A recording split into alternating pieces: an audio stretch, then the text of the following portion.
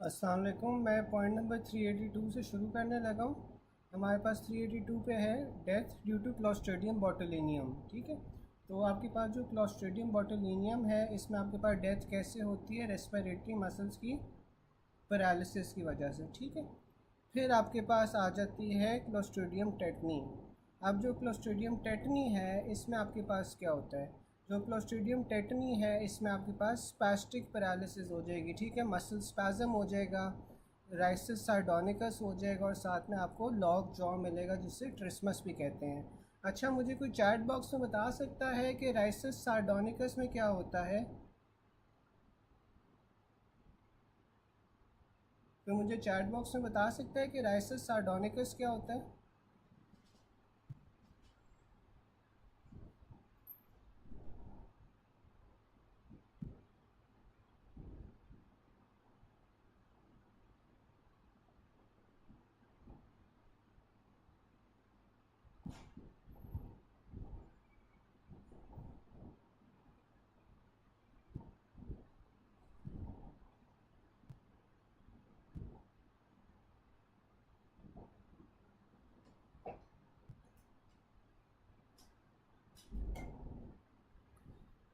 बिल्कुल, facial muscle का paralysis होता है। ठीक है, फिर आपके पास आ जाता है जो क्लोस्ट्रीडियम टेटनी के टॉक्सिन्स होते हैं, वो प्रिवेंट करते हैं release of inhibitory GABA or glycine neurotransmitter from the Renshaw cells in the spinal cord.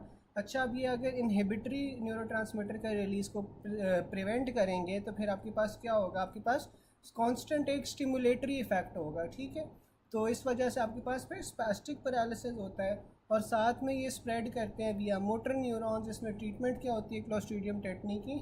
Metronidazole का आप प्रेफर करते हुए benzyl penicillin as the drug of choice.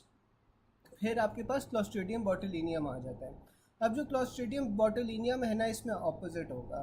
जो क्लोस्ट्रीडियम टेटनी था, उसमें आपके पास स्पैस्टिक पैरालिसिस हो रहा था। जो बोटुलिनियम है, इसमें हमारे पास फ्लैसिड पैरालिसिस होगा। फ्लैसिड पैरालिसिस के साथ साथ आपके पास फ्लॉपी बेबी सिंड्रोम होगा, यानी कि जो बेबी है उसकी बिल्कुल आपके पास जो मसल टोन है वो लॉस हो जाएगी। और इसमें आपके पास जो टॉक्सिन होता है prevent release from stimulatory signals at the neuromuscular junction. तो आपके पास जो स्टिमुलेटरी एसिटाइलकोलिन रिलीज होता है न्यूरोमस्कुलर जंक्शन पे, वो रिलीज़ नहीं होगा। तो वो रिलीज़ नहीं होगा, मसल स्टिमुलेट नहीं होंगे और मसल जौन से हैं वो फिर फ्लैसिड हो जाएंगे। फिर आपके पास क्लोस्ट्रीडियम पेफरेंजीज आ जाता है। जो क्लोस्ट्रीडियम पेफरेंजीज है, इसमें आपके पास क्या होता है कि एक एंजाइम होता है फॉस्फोलाइपेज, जो कि डिग्रेडेशन करवाता है फॉस्फोलिपिड्स की। ठीक है, तो इसमें आपके पास जो क्लोस्ट्रीडियम पेफरेंजीज है, यहाँ पे फॉस्फोलाइपेज एंजाइम जौन सा है वो एक्टिवेट हो जाएगा, जिस वजह से फॉस्फोलिपिड्स की डिजेनरेशन होगी। साथ में आपको मायोनेक्रोसिस मिलेगा, जिसे आप गैस गैंग्रीन कहते हैं, और साथ में आपको हिमोलिसिस मिलेगी। फिर आपके पास क्लोस्ट्रीडियम डेफिसिल आ जाता है। जो क्लोस्ट्रीडियम डेफिसिल है, इसमें आपको सूडो मेम्ब्रेनस कोलाइटिस मिलेगा, often secondary to antibiotic use. ठीक है, अच्छा, मुझे कोई बता सकता है ये जो क्लोस्ट्रीडियम डेफिसिल है, जिसमें आपको सूडो मेम्ब्रेनस कोलाइटिस मिलता है, ये किन एंटीबायोटिक्स के यूज़ की वजह से हो सकता है? कोई मुझे बता सकता है कि इसमें कौन सी एंटीबायोटिक्स आ जाएंगी जिस वजह से आपके पास क्लोस्ट्रीडियम डेफिसिल या सूडोमेम्ब्रेनस कोलाइटिस होता है? Clindamycin, very good. और बिल्कुल, क्लिंडामाइसिन और फ्लोरोक्विनोलोन्स वो दो मेन एंटीबायोटिक्स हैं जिसकी वजह से आपके पास सूडोमेम्ब्रेनस कोलाइटिस होता है।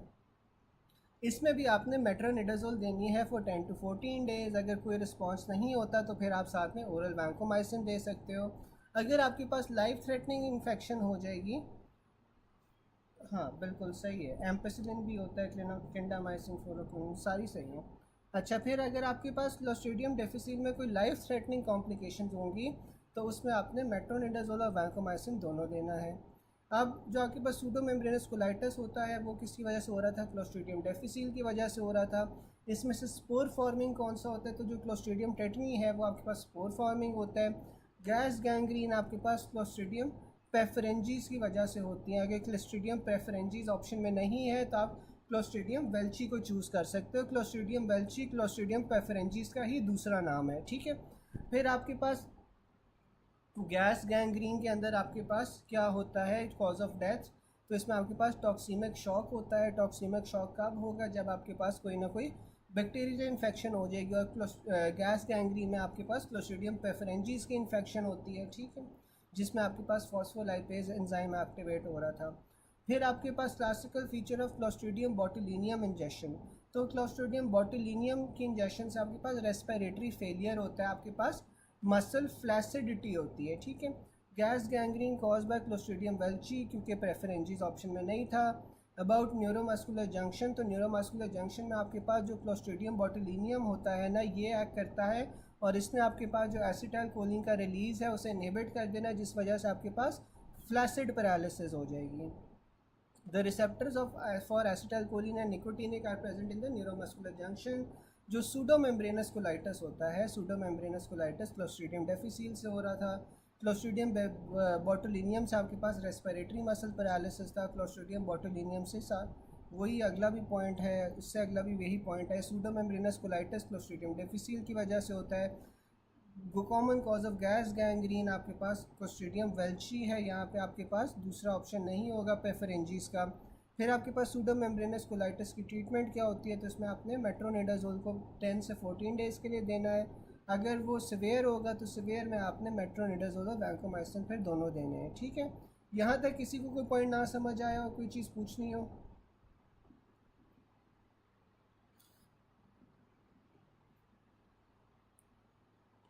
यहाँ तक कोई पॉइंट ना समझ आया हो?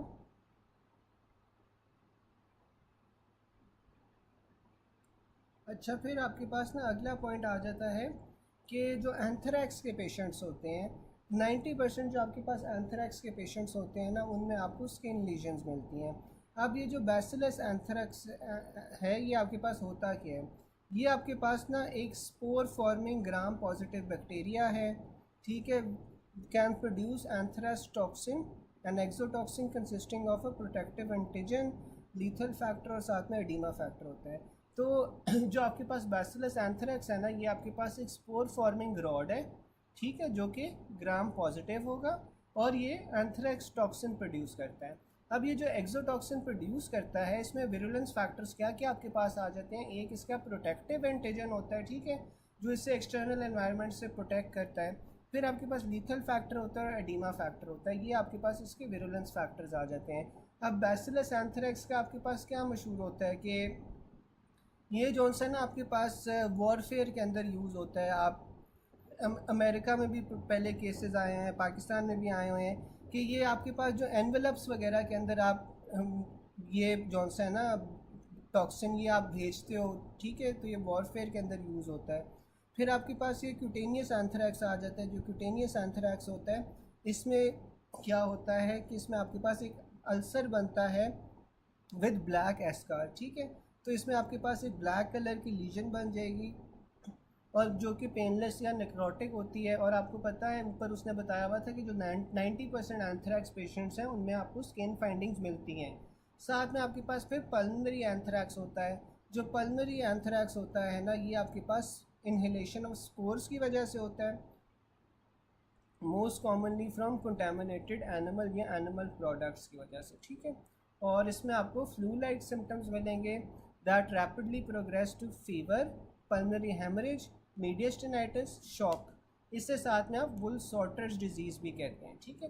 तो पल्मनरी एंथ्रैक्स में आपके पास क्या क्या चीज़ें आ रही हैं? पल्मनरी एंथ्रैक्स एक तो आपके पास स्पोर्स की इन्हेलेशन की वजह से होता है, और ये जो स्पोर्स हैं ये आते कहाँ से? कंटामिनेटेड एनिमल या एनिमल प्रोडक्ट से आ रहे होते हैं। इसमें आपको रैपिडली प्रोग्रेसिव फीवर होगा, पल्मनरी हेमरेज होगा, मीडियस्टेनाइटिस और शॉक होगा। इसे आप वुल सॉर्टर्स डिजीज़ भी कहते हैं।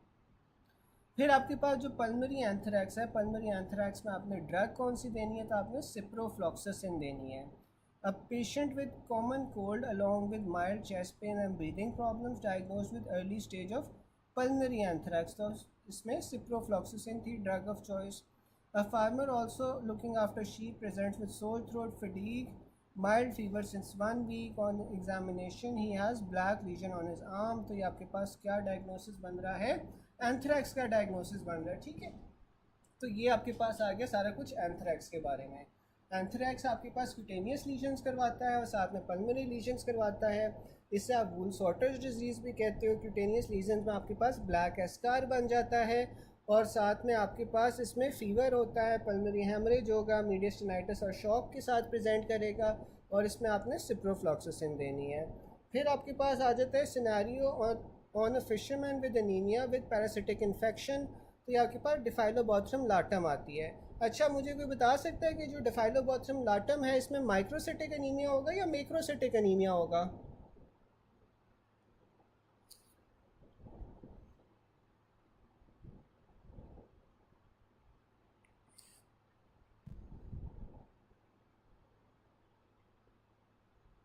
बिल्कुल, मैक्रोसिटिक एनीमिया होता है। फिर आपके पास आ जाता है कि जो कोलेंजियोकार्सिनोमा होता है, कोलेंजियोकार्सिनोमा आपके पास किसकी वजह से हो रहा होता है? इसमें आपके पास क्लोनोर्किस साइनिसिस आ जाती है, ठीक है। क्लोनोर्किस साइनिसिस जो सा है वो कोलेंजियोकार्सिनोमा करवा रहा होता है। जबकि जो ब्लैडर का कैंसर है, ब्लैडर में जो स्क्वेमस सेल कार्सिनोमा होता है वो कौन सा करवा रहा होता है? शिस्टोसोमा हिमाटोबियम करवा रहा होता है। डायबिटिक पेशेंट प्लस डीके, आई प्रोट्रूजन, स्किन रेडनेस, तो ये म्यूकोरमाइकोसिस का सिनेरियो है। फिर आपके पास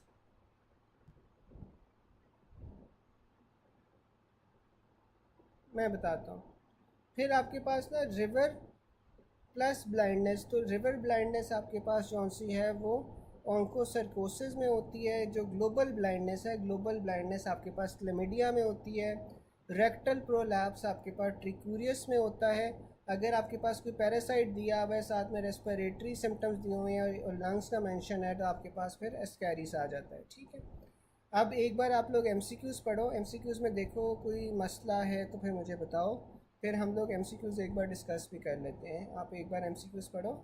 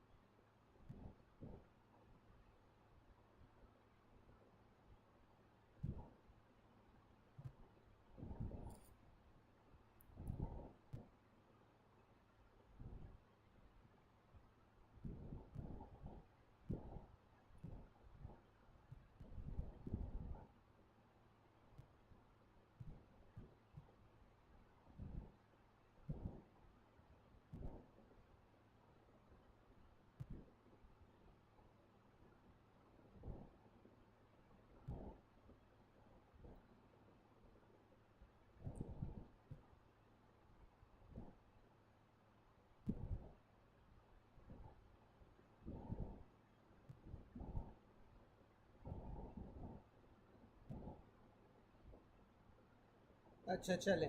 अब सबसे पहले डॉक्टर तारिक ने पूछा था कि जो आपके पास डिफाइलोबॉथ्रम लाटम होता है वो फिशरमैन में क्यों होता है। तो अब जो फिशरमैन होते हैं ना, उनके अंदर क्या होता है कि वो हैंडल और कंज्यूम करते हैं रॉ अंडर कुड फिश को, ठीक है।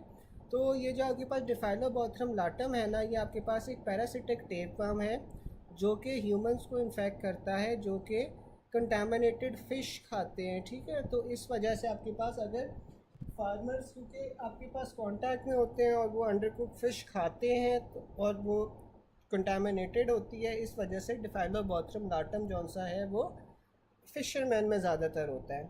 फिर आपके पास कोलेंजियो कार्सिनोमा आ जाता है। जो कोलेंजियो कार्सिनोमा है ना, ये आपके पास बाइल डक्ट का कैंसर होता है, ठीक है। और बाइल डक्ट के कैंसर के अंदर आपके पास जो ऑर्गेनिज्म इन्वॉल्व होता है उसे आप क्लोनोर्किस साइनेसिस कहते हैं, ठीक है। ये ज़्यादातर आपके पास एंडेमिक एरियाज़ में होता है, ठीक है। ईस्टर्न एशिया में, वियतनाम में, थाईलैंड वगैरह में, इस तरह की जगहों पे होता है। और अगेन ये आपके पास जौन सा है ना, ये भी अंडरकुक्ड रॉ फिश की वजह से ये ज़्यादातर होता है। फिर आपके पास जौन सा है ना, इसके बाद जो ब्लैडर कैंसर है, ब्लैडर कैंसर में ब्लैडर में आपके पास स्क्विमस सेल एपिथेलियम होती है। यहाँ पे आपके पास जौन सा है सिस्टोसोमा हीमाटोबियम इफ़ेक्ट करेगा, ठीक है। और ये जौन सा है आपके पास, फिर यूरिन के अंदर ना आरबीसीज भी आपको मिलते हैं इसमें। फिर आपके पास म्यूकोरमाइकोसिस आ जाता है। म्यूकोरमाइकोसिस में आपके पास अमूमन जौन सा पेशेंट है ना वो डायबिटिक होता है, ठीक है। डायबिटिक के साथ साथ इसमें आपको आई प्रोट्रूशन मिलती है, साथ में जो नेज़ल रीजन होता है ना यहाँ पे ज़्यादातर इफ़ेक्ट कर रहा होता है। यहाँ पे आपको ब्लैक एस्कार मिलेंगे, फंगस की वजह से होता है, और ये अमूमन लाइफ थ्रेटनिंग होता है। फिर आपके पास जो ऑन्कोसर्कोसिस है ना, ऑन्कोसर्कोसिस आप इसे रिवर ब्लाइंडनेस भी कहते हो, ठीक है। और इसमें आपके पास जौन सा होता है, ये रिवर्स या स्ट्रीम्स के पास जो लोग वाटर सोर्सेज इस्तेमाल करते हैं ना उस वजह से ये आपके पास होता है। और फिर आपके पास अगर कोई पैरासाइट है, साथ में रेस्पिरेटरी सिम्टम्स हैं, जैसे आपको ब्लड आ रहा है, हिमोप्टेसिस हो रही है, या फिर आपको कफ के अंदर ड्राई कफ है और वहाँ पे आपको उसमें कोई पैरासाइट मिल रहा है, तो फिर आपके पास ये एस्कारीज होगा, ठीक है। अब हम एक बार एमसीक्यूज़ कर लेते हैं। फिशरमैन है जिससे मैक्रोसिटिक आपके पास पिक्चर मिल रही है, तो ये आपके पास डिफाइलोबॉथम लाटम आ जाएगा। ब्लैडर में स्क्वेमस सेल कार्सिनोमा है तो शिस्टोसोमा हीमाटोबियम आ जाएगा।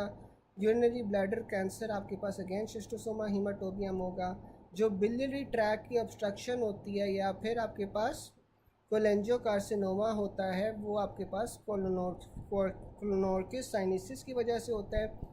फिर आपके पास कोलेंजियोकार्सिनोमा अगेन वही वाली बात आ गई, helminthic disease cause by mosquito, तो ये आपके पास फिलेरिएसिस होता है। स्क्विमस सेल कार्सिनोमा ब्लैडर का शिस्टोसोमा हीमाटोबियम होगा। अब एक पर्सन है वो रॉ अंडरकुक मीट खा रहा है, तो ये आपके पास किस चीज़ की इन्फेस्टेशन होगी, टेपवर्म की।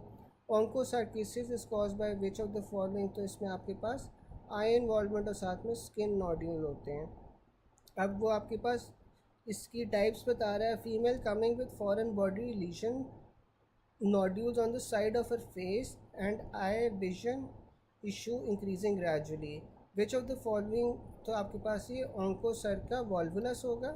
A person living on the river side develops blindness, which organism is most likely to be the cause of blindness, तो ये आपके पास onchocerca volvulus है।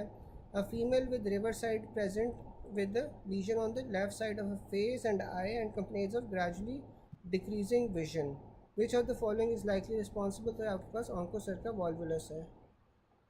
मैं समझा देता हूँ।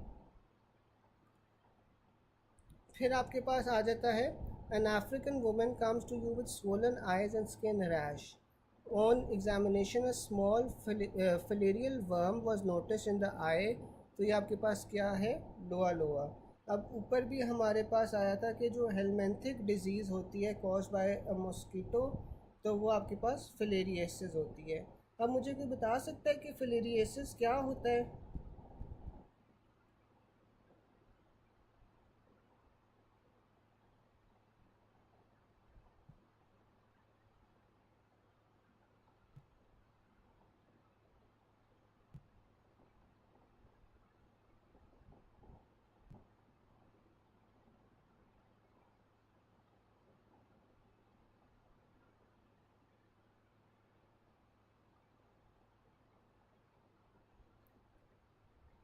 अब जो आपके पास फिलेरिएसिस होती है ना, फिलेरिएसिस आपके पास फिलेरियल वर्म से होती है, और ये जो फिलेरियल वर्म्स है ना ये आपके पास मॉस्किटो से ट्रांसमिट हो रहे होते हैं, ठीक है। इसमें जो आपके पास वेक्टर होता है ना, वेक्टर आपके पास मॉस्किटो होता है, तो वो वाले वर्म्स जो आपके पास ह्यूमन के अंदर मॉस्किटो से आते हैं उन्हें आप फिलेरियल वर्म्स कहते हैं, और इससे आप फिर फिलेरिएसिस कहते हैं, ठीक है। अब इसमें आपके पास कई टाइप्स आ जाती हैं, ठीक है। इसमें आपके पास कई टाइप्स आ जाती हैं, जिसमें आपके पास एक जौन सा है वो लोआ लोआ है, ठीक है। अब लोआ लोआ जौन सी होती है ये भी आपके पास एक मॉस्किटो वेक्टर से आ रही होती है, और इसके अंदर आपको जौन सा है वो आइज़ के अराउंड मसला होता है, स्वोलन आइज़ होती हैं और साथ में आपको स्किन रैश होती है, ठीक है। उसके अलावा भी आपके पास चंद और डिजीज़ भी होती हैं जो इस आपके पास फिलेरियल डिजीज़ होती हैं। मैं एक सेकंड आपको देख के बताता हूँ इसमें और कौन सी डिजीज़ होती हैं।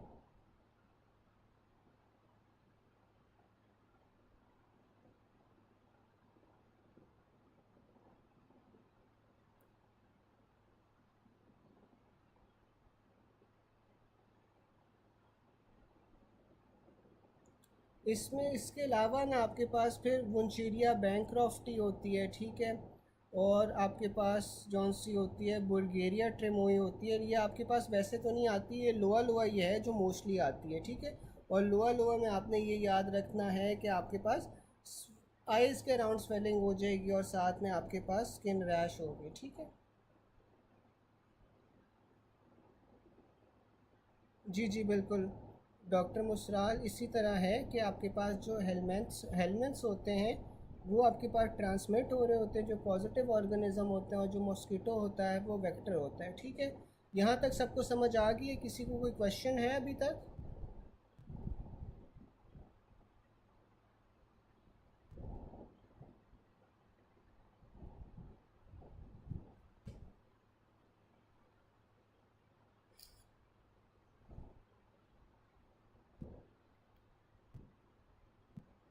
किसी को कोई क्वेश्चन तो नहीं है?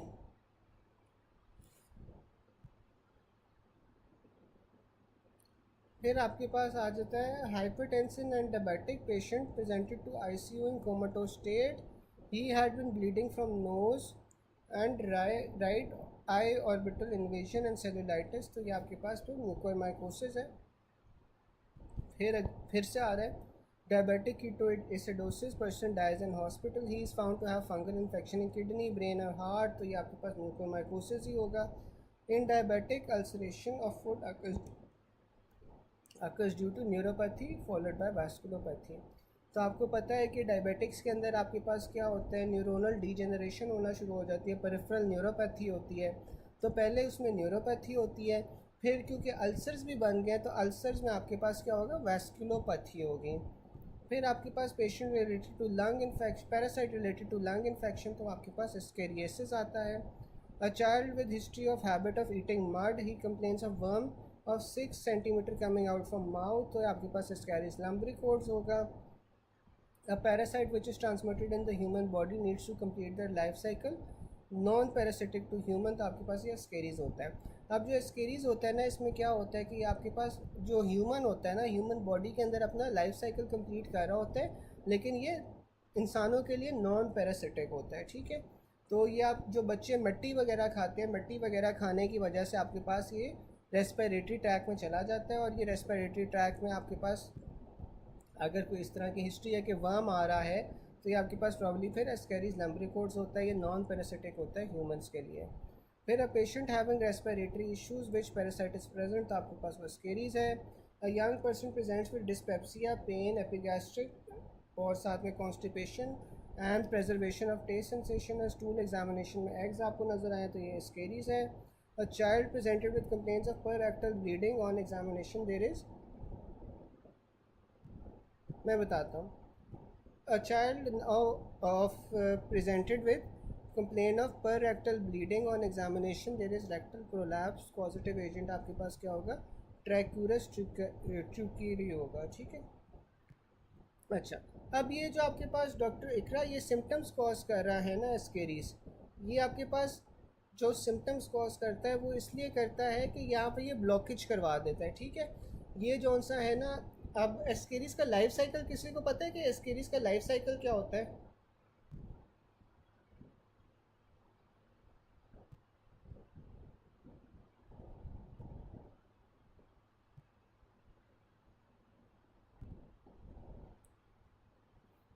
अब ये जो एस्केरिस लम्बरिकोड्स है ना, ये आपके पास एक हेलमेंथ है। ये आपके पास आता कैसे, ह्यूमंस में इंजेक्शन ऑफ एग की वजह से आता है, ठीक है। कि अगर आप कंटामिनेटेड फूड या वाटर ले रहे हो, या फिर बच्चा जौन सा है वो सॉइल में या मिट्टी को स्वॉलो कर रहा है, तो इस तरह आपके पास ये इसका साइकिल शुरू होता है एग्स की फॉर्म में। अब जब ये इंटेस्टाइन में चले जाते हैं ना एग्स, तो वहाँ पे ये हैच करते हैं, वहाँ से ये हैच करके आपके पास इनका जो लार्वा होता है वो माइग्रेट करता है इनटू द ब्लड स्ट्रीम, ठीक है। लार्वा ने क्या किया, इंटेस्टाइनल वॉल में ग्रो किया, वहाँ पे इंटेस्टाइनल वॉल को पेनिट्रेट करके आपके पास ब्लड स्ट्रीम के अंदर ये चला गया, ठीक है। अब ब्लड स्ट्रीम के अंदर जाके ये आपके पास फिर लंग्स में चला जाता है, लंग्स में जाके ये आपके पास रेस्पिरेटरी सिम्टम्स करवाता है जैसे कफिंग और वीजिंग, ठीक है। तो ये आपके पास ना इसकी सारी जो होती है वो लाइफ साइकिल होती है, ठीक है।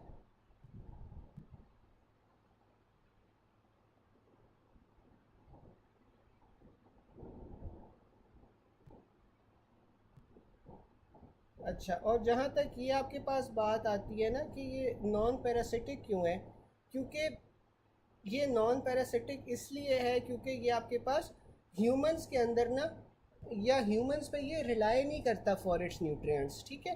तो ये आपके पास ह्यूमंस के जो पैरासाइट्स होते हैं, पैरासाइट्स का क्या मतलब होता है कि वो अपनी न्यूट्रिशन के लिए किसी और सेल के ऊपर जौन सा है या किसी और चीज़ के ऊपर रिलाई करें, ठीक है, उसी को पैरासाइट कहते हैं ना। तो ये आपके पास जो ह्यूमंस होती हैं ना, ह्यूमंस के अंदर ये आपके पास रिलाई नहीं करता फॉर इट्स ग्रोथ, ठीक है, या फिर जो ह्यूमंस हैं उससे ये न्यूट्रिशन वगैरह नहीं लेता, तो इसलिए ये नॉन पैरासिटिक होता है फॉर ह्यूमंस। सबको समझ आ गए गाइस? किसी को कोई क्वेश्चन तो नहीं है अभी तक?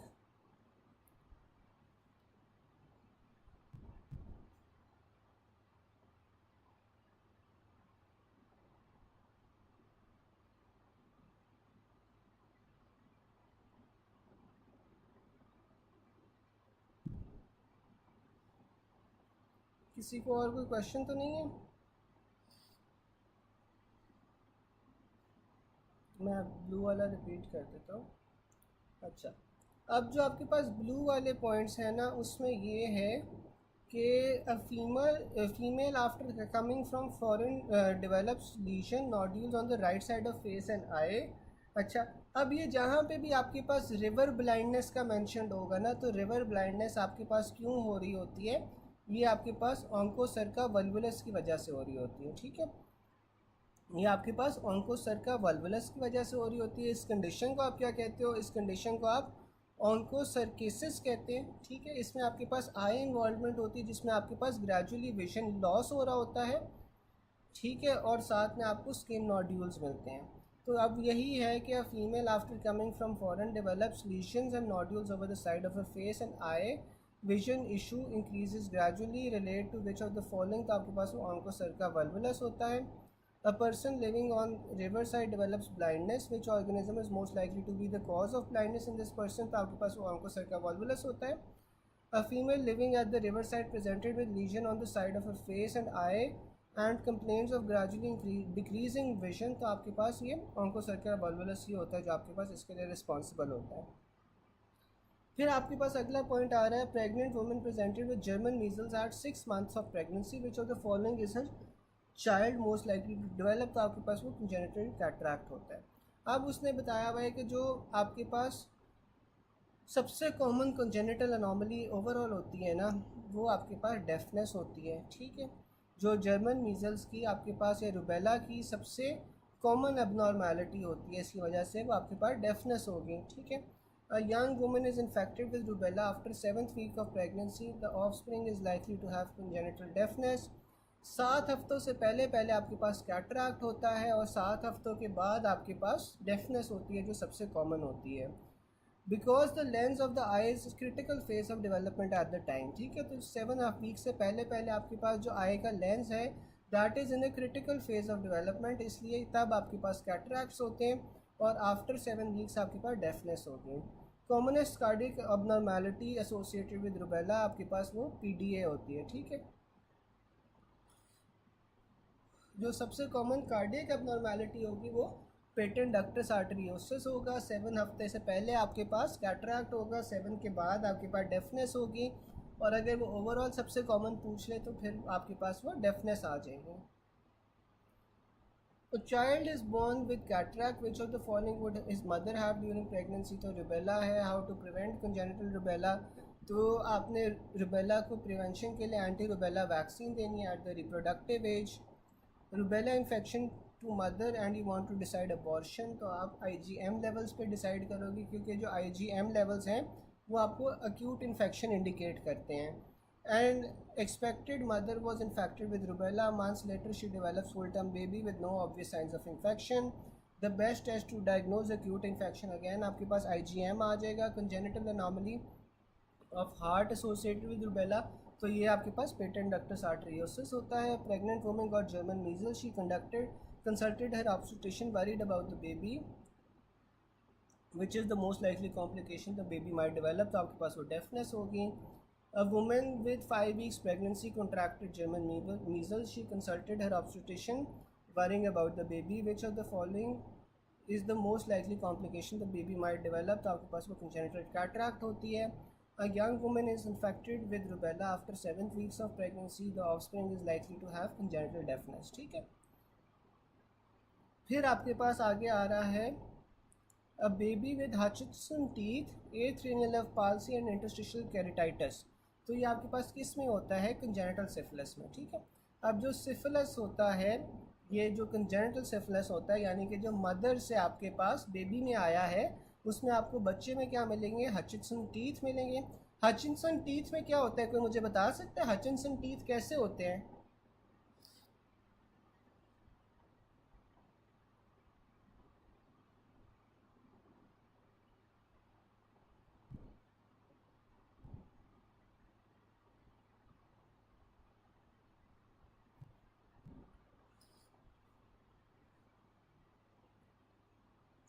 हचिनसन टीथ जौन से होते हैं ना, बीच में से नॉच्ड होते हैं। ठीक है, बीच में से आपको इसमें नॉच्ड अपीयरेंस मिलती है। ठीक है, तो ये आपके पास जौन से होते हैं, ये कंजेनिटल सिफिलिस के अंदर प्रेजेंट होते हैं। डॉक्टर समैया, मैं अराउंड 5:15 से 5:20 तक लाइव आता हूँ। ठीक है, 5:15 से 5:20 तक। अच्छा, अब मुझे मैं बता रहा था कि जो हचिनसन टीथ होते हैं, हचिनसन टीथ में आपको क्या मिलता है?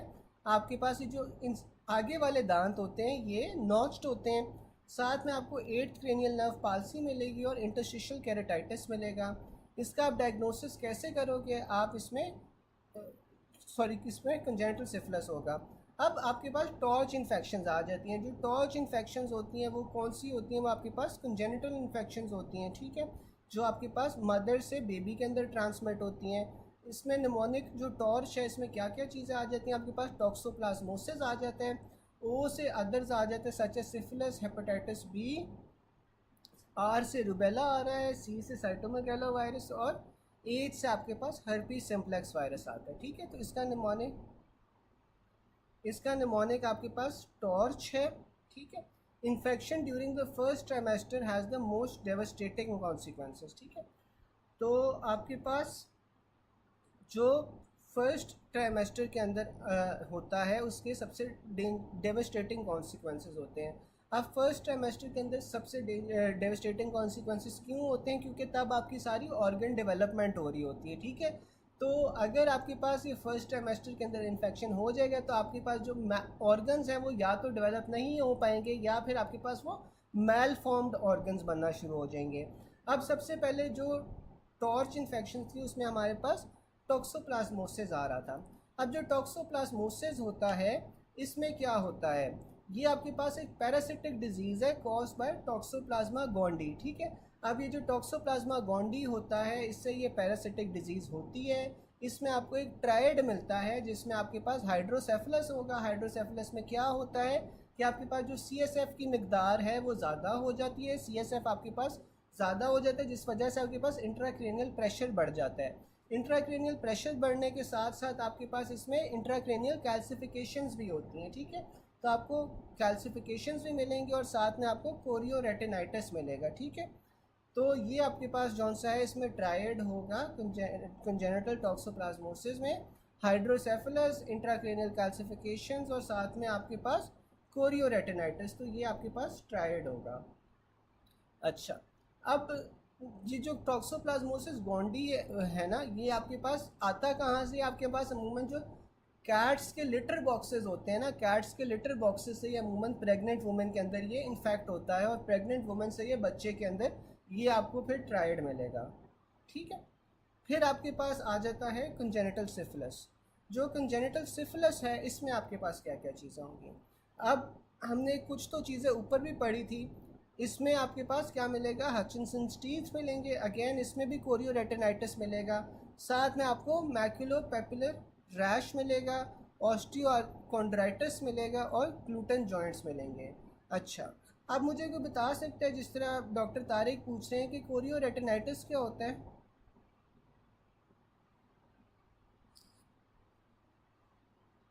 जो कोरॉइड लेयर होती है ना, कोरॉइड लेयर बेसिकली आपके पास आई में कौन सी लेयर होती है, जो वैस्कुलर लेयर होती है ना आई की, उसे आप कोरॉइड लेयर कहते हो, ठीक है।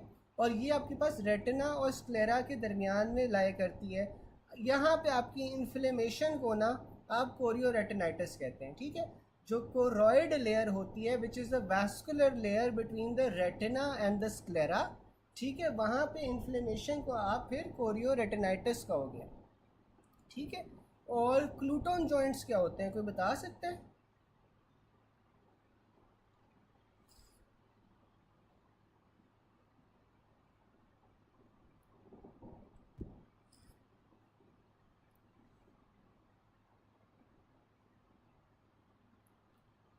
क्लूटन जॉइंट्स को आप सेबर शिन्स भी कहते हो। आप मुझे कोई बता सकते हैं कि सेबर शिन्स या क्लूटन जॉइंट्स क्या होते हैं।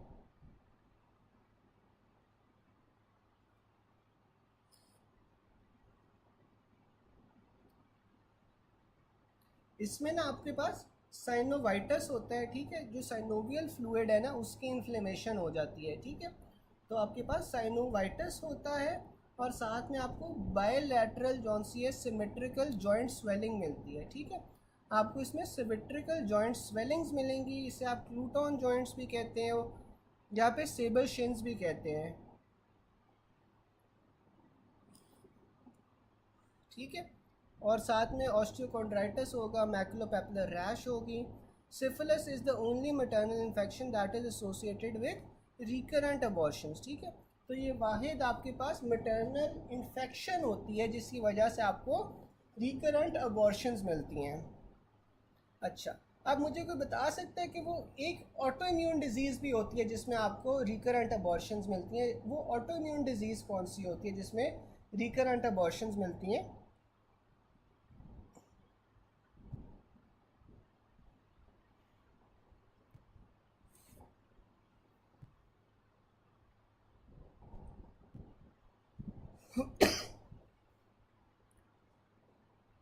बिल्कुल, वो एंटी फॉस्फोलिपिड सिंड्रोम होता है। वो एक जौन सी है, ऑटोइम्यून डिजीज़ है। और अगर वो इन्फेक्शन का जिक्र कर दे तो इन्फेक्शन जो है ना मैटरनल, वो आपके पास सिफिलिस होगी। फिर आपके पास कंजेनिटल रूबेला आ जाता है। जो कंजेनिटल रूबेला है ना is a condition that occurs in a infant whose mother is infected with the virus that causes German measles, ठीक है।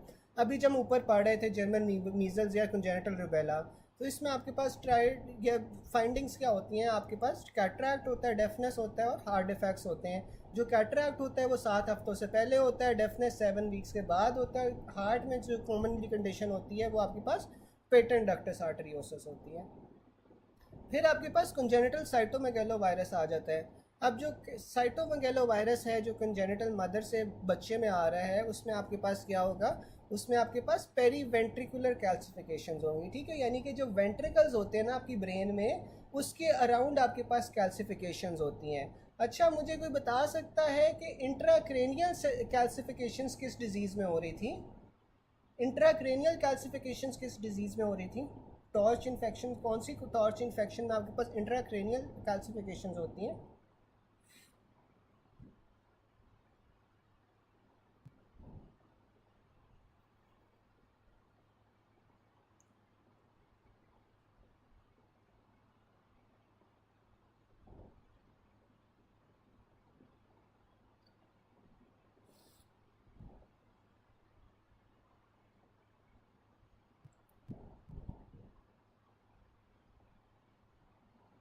बिल्कुल, वो टॉक्सोप्लाज्मोसिस था, ठीक है, जिसमें आपके पास इंट्राक्रेनियल हो रही थी। इसमें आपके पास पेरी वेंट्रिकल होती है, यानी कि वेंट्रिकल्स के अराउंड कैल्सिफिकेशन हो रही होती है। फिर इसमें आपके पास कोरियोरेटिनाइटिस आ जाता है। कोरियोरेटिनाइटिस हमने और कहाँ कहाँ पढ़ा था। कोरियोरेटिनाइटिस हमने टॉक्सोप्लाज्मोसिस में पढ़ा था और साथ में हमने सिफिलिस में पढ़ा था। ठीक है, साथ में आपके पास माइक्रोसेफली होगी, यानी कि सर छोटा रह जाएगा। नहीं नहीं, एक कैसे है? अब जो इंट्राक्रेनियल है ना, इंट्राक्रेनियल तो आपके पास कहीं भी हो सकती है ना, पूरे ब्रेन में आपके पास कहीं भी हो सकती हैं। और जो इंट्राक्रेनियल होती है वो नॉर्मली ब्रेन के सब्सटेंस को जो होता है वो इन्वॉल्व कर रही होती हैं। ठीक है, जो आपके पास सेरिब्रल हेमिस्फेयर्स वगैरह होते हैं वहाँ पे होता है, जबकि जो पेरी वेंट्रिकुलर है वो हार्डली अराउंड द वेंट्रिकल्स आपके पास होती है। ठीक है, वेंट्रिकल्स आपको सीटी पे या एमआरआई पे कैसे नज़र आते हैं? आपको ब्लैक कलर की शेडोज नज़र आते हैं ना, तो उसके अराउंड जो कैल्सिफिकेशंस हो रही होंगी उससे आप पेरी वेंट्रिकुलर कहोगे, जबकि जो ब्रेन के सब्सटेंस में हो रही है या हेमिस्फेयर्स में हो रही है उससे आप इंट्राक्रेनियल कहोगे। ठीक है, तो दोनों में फ़र्क होगा। फिर आपके पास माइक्रोसेफली आ जाती है, यानी कि सर छोटा रह जाएगा, सेंसरी न्यूरल हियरिंग लॉस आएगा और साथ में मेंटल रिटार्डेशन आएगी। ठीक है, अच्छा, और मुझे कोई बता सकता है कि ये जो वेस्टिबुलर कॉक्लियर नर्व है इससे और कौन सी ये इन्फेक्शन के अंदर, टॉर्च इन्फेक्शन के अंदर डैमेज होती है? वेस्टिबुलर कॉक्लियर नर्व आपके पास और कौन सी टॉर्च इन्फेक्शन में डैमेज हो रही थी?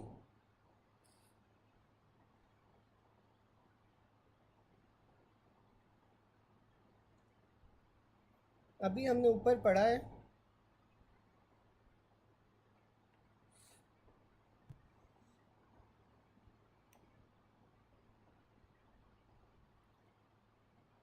बिल्कुल, कंजेनिटल सिफिलिस में।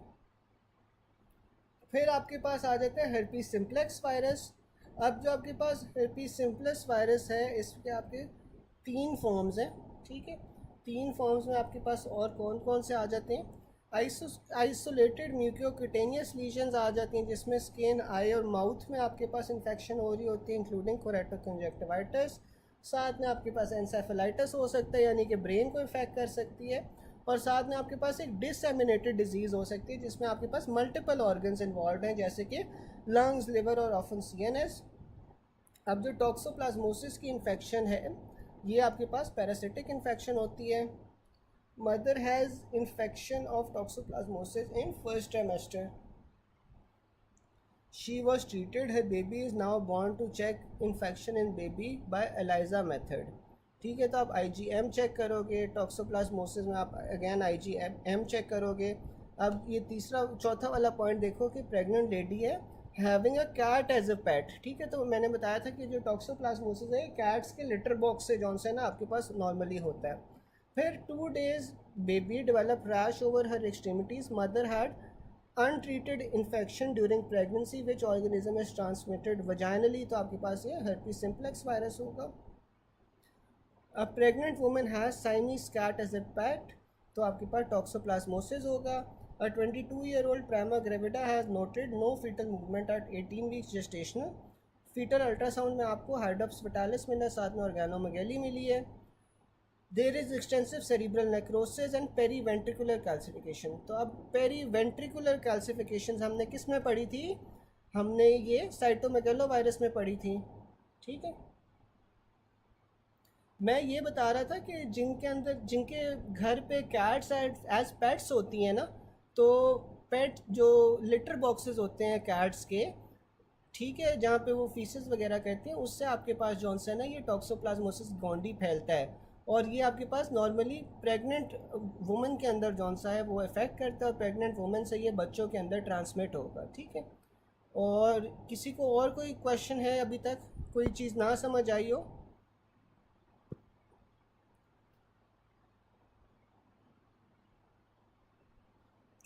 चलें फिर आगे चलते हैं। 4-year-old boy splenectomy done due to ITP, तो आपके पास कौन सा ऑर्गेनिज्म है जो इन्फेक्शन करवा सकता है?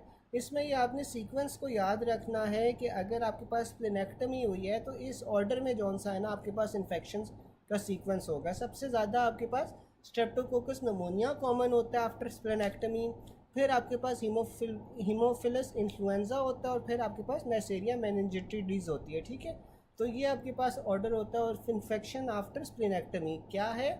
आपके पास सबसे पहले स्ट्रेप्टोकोकस नमोनिया है, फिर हीमोफिलस इन्फ्लुएंजा है, फिर नेसेरिया मेनिंजिटिडीज़ है। फिर आपके पास आ रहा है post splenectomy elderly men cause of infection, आपके पास क्या होगा, strep pneumonia. Opportunistic infection after splenectomy, तो स्ट्रेप नमोनिया होगा। और स्प्लेनेक्टमी के बाद आपने वैक्सीनेशन भी स्ट्रेप नमोनिया के खिलाफ करवानी है। कॉमनेस्ट ऑर्गेनिज्म कॉजिंग यूटीआई, तो यूटीआई के लिए आपके पास जो सबसे कॉमन ऑर्गेनिज्म होता है वो आपके पास ई. होता है। फिर आपके पास स्टेफिलोकोकस सैप्रोफिटिकस आ जाता है। जो स्टेफिलोकोकस सैप्रोफिटिकस है ये आपके पास सेक्सुअली एक्टिव यंग वुमेन में होता है, जो आपके पास यूटीआई करवा रहा होता है। लेकिन सेक्सुअली एक्टिव यंग वुमेन में भी जो ई. होता है वो सबसे कॉमन होता है। उसके बाद आपके पास क्लेप्सिएला आ जाएगा और फिर आपके पास प्रोटियस मिराबिलस आ जाएगा, जिसका आपके पास अमोनिया सेंट होती है। ठीक है, अब ये जो आपके पास एमसीक्यूज़ होंगे ना, एमसीक्यूज़ में आपको नॉर्मली हिंट्स वगैरह उसने दी होती है कि आपने किस ऑर्गेनिज्म की तरफ जाना है, लेकिन वैसे कॉमनली जौन सा होता है वो ई. ही होता है, जो सबसे कॉमन होता है। अब most common cause of acute pyelonephritis, तो एक्यूट पाइलोनेफ्राइटिस यानी कि जो किडनीज़ की इन्फेक्शन है या उसकी इन्फ्लेमेशन है, उसमें भी आपके पास ई. होता है, जो सबसे कॉमन होता है। क्योंकि जो ई. है ना वो आपके पास नेचुरली जौन सा है वो गट के अंदर मौजूद होता है, इसीलिए सबसे कॉमन होता है। Long scenario of newly wed female with fever, pain at adnexa, suprapubic tenderness, her lab shows lays lymphocytes, जो कि 15,000 है। ठीक है, तो इसमें कौन सा ऑर्गेनिज्म इन्वॉल्व है, ई. और इस कंडीशन को आप क्या कहते हो, इस कंडीशन को आप हनीमून सिस्टाइटिस कहते हो। ठीक है, कि जो आपके पास न्यूली वेड फीमेल्स होती हैं, अगर उनके अंदर आपके पास इस तरह एडिनेक्सा वाले रीजन पे पेन हो, सुप्राप्यूबिक टेंडरनेस हो, आपके पास न्यूली वेड फीमेल हो, तो ये आपके पास हनीमून सिस्टाइटिस का सिनेरियो होता है। और ये सबसे कॉमनली ई. की वजह से हो रहा होता है। ग्राम negative organism cause septic shock after infection in which tract, तो आपके पास यूरिनरी ट्रैक्ट होगा। और ये कौन से ग्राम नेगेटिव ऑर्गेनिजम्स की बात कर रहे हैं, कोई मुझे बता सकते हैं ये कौन से ग्राम नेगेटिव ऑर्गेनिजम्स की बात हो रही है? ये ई. की बात हो रही है। ठीक है, UTI scenario with gram negative rods, तो आपके पास ई. है। 70-year-old मैन है with frequent complaints of UTI, तो आपके पास 70-year-old मैन है जिससे दोबारा दोबारा यूटीआई हो रहा है। तो ये आपके पास ऑब्स्ट्रक्शन हो रही है ऑफ यूरिन फ्लो। ऑब्स्ट्रक्शन क्यों होती है? क्योंकि जिस तरह आप एज करते जाते हो आपके जो प्रोस्टेट है उसका साइज़ बढ़ता जाता है। जब प्रोस्टेट का साइज़ बढ़ता जाएगा तो ये प्रोस्टेटिक यूरिथ्रा जौन सी होती है उसका लूमन छोटा हो जाता है। उसका लूमन छोटा होगा तो आपके पास ऑब्स्ट्रक्शन होगी यूरिन फ्लो में, जिस वजह से आपके पास दोबारा दोबारा से यूटीआई होगा। फिर आपके पास आ रहा है मोस्ट कॉमन लैक्टोज फर्मेंटिंग ग्राम नेगेटिव ऑर्गेनिज्म कॉजिंग यूटीआई, तो आपके पास वो ई. है। A 30-year-old female with rigors and chills, high grade fever, not responding to treatment for more than 2 weeks. Ultrasound में आपको रीनल पैरेन्काइमा में चेंजेस मिले तो ये अक्यूट पाइलोनेफ्राइटिस हो जाएगा। A 20-year-old female has fever, lumbar pain, urine RE shows pus in urine, not responsive to antibiotics, तो ये आपके पास अक्यूट पाइलोनेफ्राइटिस होगा। ठीक है, यहाँ तक किसी को कोई बात ना समझ आई हो, आगे चले हम।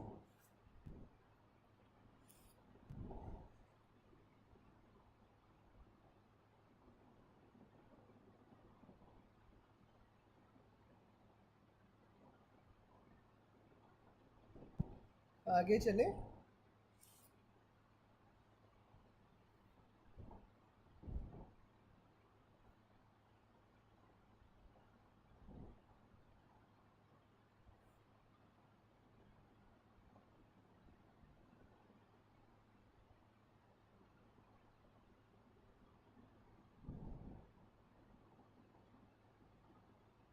चलो, फिर आपके पास ना आ जाता है बैक्टीरियाज, उनके टॉक्सिन्स और मैनिफेस्टेशंस। अब जो आपके पास कॉर्नी बैक्टीरिया डिफ्थीरिया होता है, ठीक है, अब जो कॉर्नी बैक्टीरिया डिफ्थीरिया होता है इसमें आपके पास जो मेन टॉक्सिन होता है ना इसका, वो आपके पास डिफ्थीरिया टॉक्सिन होता है। और जो डिफ्थीरिया टॉक्सिन होता है ना वो आपके पास एक्सोटॉक्सिन होता है। अच्छा, सबसे पहले मुझे कोई ये बता सकता है कि जो आपके पास ग्राम नेगेटिव ऑर्गेनिजम्स होते हैं वो एंडोटॉक्सिन्स प्रोड्यूस करते हैं, एक्सोटॉक्सिन प्रोड्यूस करते हैं, या दोनों प्रोड्यूस करते हैं? जो ग्राम नेगेटिव ऑर्गेनिजम्स होते हैं वो एक्सोटॉक्सिन्स प्रोड्यूस करते हैं, एंडोटॉक्सिन्स, या दोनों प्रोड्यूस करते हैं? कोई मुझे बता सकता है?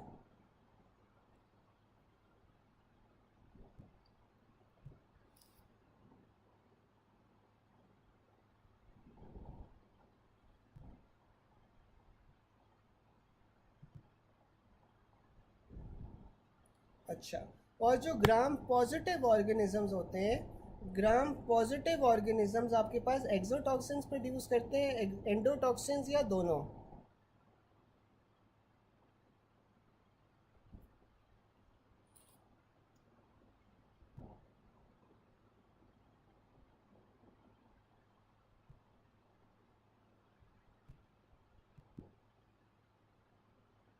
ग्राम पॉजिटिव ऑर्गेनिजम्स क्या प्रोड्यूस करते हैं?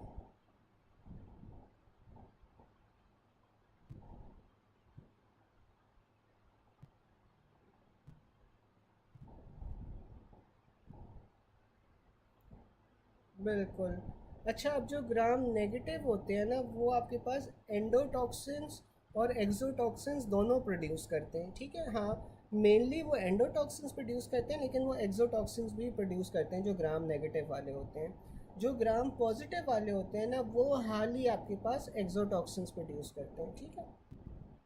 अब जो आपके पास कॉर्नी बैक्टीरिया डिप्थेरिया है ना, कॉर्नी बैक्टीरिया डिप्थेरिया आपके पास डिप्थेरिया टॉक्सिन प्रोड्यूस कर रहा है, विच इज़ अ एक्सोटॉक्सिन, ठीक है। और जो आपके पास इसकी मैनिफेस्टेशन होगी वो किस तरह होगी कि आपके पास फेरेंजाइटिस होगा with pseudo membrane in throat and severe lymphadenopathy, ठीक है। तो इसमें आपके पास सूडो मेम्ब्रेन बन जाएगी थ्रोट के अंदर, साथ में आपको लिम्फेडिनोपैथी मिलेगी। फिर सूडोमोनास एरिजिनोजा आ जाता है, जो सूडोमोनास एरिजिनोजा होता है इसका टॉक्सिन एक्सोटॉक्सिन ए होता है। फिर आपके पास स्टैफिलोकोकस ऑरियस आ जाता है, जो स्टैफ ऑरियस होता है। अच्छा, ये जो सारे बैक्टीरिया के उसने टॉक्सिन्स दिए हुए हैं ना, ये एक एक टॉक्सिन्स दिए हुए हैं, लेकिन ऑफ कोर्स आपके पास जो हर बैक्टीरिया होता है उसके मल्टीपल वेरिलेंस फैक्टर्स होते हैं। उसने बस मेन वाले जौन से ना वो बताए हुए हैं कि मेन वाले कौन से होते हैं। अब जैसे जो स्टैफिलोकोकस ऑरियस है, ये आपके पास toxic shock syndrome toxin produce करता है। अब जो टॉक्सिन शॉक सिंड्रोम टॉक्सिन है, इसने आपके पास टॉक्सिक शॉक करवाना है, ठीक है, जिस तरह नाम से पता चल रहा है। साथ में आपके पास इसमें एक्सोफोलिएटिव टॉक्सिन होता है। जो एक्सोफोलिएटिव टॉक्सिन है वो आपके पास स्केल्ड स्किन सिंड्रोम करवा रहा होता है, ठीक है। कि आपके पास एक्सोफोलिएटिव है ना, तो ये आपके पास स्किन के ऊपर जौन सा है वो स्केली स्किन करवा देगा। फिर आपके पास जौन सा है हीट स्टेबल इंटेरोटॉक्सिन होता है।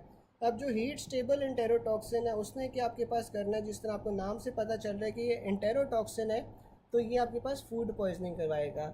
आपको याद है कि हमने पढ़ा था कि जो स्टैफिलोकोकस ऑरियस होता है वो डायरिया करवाता है, ठीक है, ये फूड पॉइजनिंग करवाता है। तो उसमें जो टॉक्सिन रिस्पॉन्सिबल होता है ना फॉर फूड पॉइजनिंग, वो आपके पास इसका हीट स्टेबल एंटेरोटॉक्सिन होता है स्टैफ ऑरियस का, which is producing food poisoning and diarrhoea. अच्छा, मुझे कोई चैट बॉक्स में बता सकता है कि ये जो आपके पास स्टैफिलोकोकस ऑरियस डायरिया या फूड पॉइजनिंग करवा रहा था, ये कितने आवर्स के अंदर डायरिया करवाता है? कितने आवर्स के अंदर डायरिया हो तो आपने सस्पेक्ट करना है कि it is caused by staphylococcus aureus. फिर आपके पास स्टेप्टोकोकस पायोजिनीज आ जाती है। जो स्टेप्टोकोकस पायोजिनीज है ना, इसमें आपके पास दो उसने मेन टॉक्सिन्स बताए हुए हैं। एक आपके पास स्टेप्टोलाइसिन ओ है और एक एक्सोटॉक्सिन ए है। जो स्टेप्टोलाइसिन ओ है ना, वो आपके पास क्या करवाता है, बीटा हाइमोलिसिस करवा रहा होता है, ठीक है। अब आप बिल्कुल 1 to 6 आवर्स। अब आपके पास जो स्ट्रेप्टोकोकस पायोजिनीज है, इसका स्ट्रेप्टोलाइसिन ओ जौन सा होता है वो बीटा हेमोलिसिस करवा रहा होता है, इसीलिए हम इसे कैटेगराइज करते हैं इनटू बीटा हिमोलिटिक स्ट्रेप्टोकोकस, ठीक है। तो ये बीटा हिमोलिटिक स्ट्रेप्टोकोकस होता है जो स्ट्रेप्टोकोकस पायोजिनीज होता है। अच्छा, मुझे कोई बता सकता है कि जो स्ट्रेप्टोकोकस पायोजिनीज होता है इसका दूसरा नाम क्या होता है? स्ट्रेप्टोकोकस पायोजिनीज का दूसरा नाम क्या होता है, कोई बता सकता है? Host antibodies against toxin ASO use to diagnose rheumatic fever. तो आप लोगों को पता है जो स्ट्रेप्टोकोकस पायोजिनीज है ये रूमेटिक फीवर भी करवा रहा होता है। इसमें आप ASO टाइटर देखते हो अगेंस्ट द स्ट्रेप्टोलाइसिन ओ, ठीक है। आपकी बॉडी जौन सी होती है वो ASO एंटीबॉडीज़ प्रोड्यूस कर रही होती हैं अगेंस्ट स्ट्रेप्टोलाइसिन ओ। बिल्कुल, group A beta haemolytic streptococcus होता है, ठीक है। जिससे आप, तो ये जो बीटा हिमोलिसिस वाली प्रॉपर्टी है ना, ये आपके पास स्ट्रेप्टोलाइसिन ओ की वजह से होती है। अब आपकी बॉडी जौन सी है ना, इसमें ASO एंटीबॉडीज़ प्रोड्यूस कर रही होती हैं अगेंस्ट स्ट्रेप्टोलाइसिन ओ। तो आप ये जो ASO एंटीबॉडीज़ है ना, ये आप देख सकते हो रूमेटिक फीवर के अंदर, ठीक है। अच्छा, स्ट्रेप्टोकोकस जो पायोजिनीज है, एक तो ये रूमेटिक फीवर करवा रहा है, और कौन सी डिजीज़ेज होती हैं जो स्ट्रेप्टोकोकस पायोजेनिस की वजह से होती हैं, कोई बता सकता है? या ए बीटा हीमोलिटिक स्ट्रेप्टोकोकस की वजह से और कौन सी डिजीज़ेज होती हैं जो हो सकती हैं? फिर आपके पास एक्सोटॉक्सिन ए आ जाता है। जो दूसरा इसका है ना वो विरुलेंस फैक्टर वो एक्सोटॉक्सिन ए है, जो कि आपके पास टॉक्सिक लाइक सिंड्रोम करवा रहा होता है, ठीक है। बिल्कुल, ग्लोमेरुलोनेफ्राइटिस होता है और भी चीज़ें हो सकती हैं।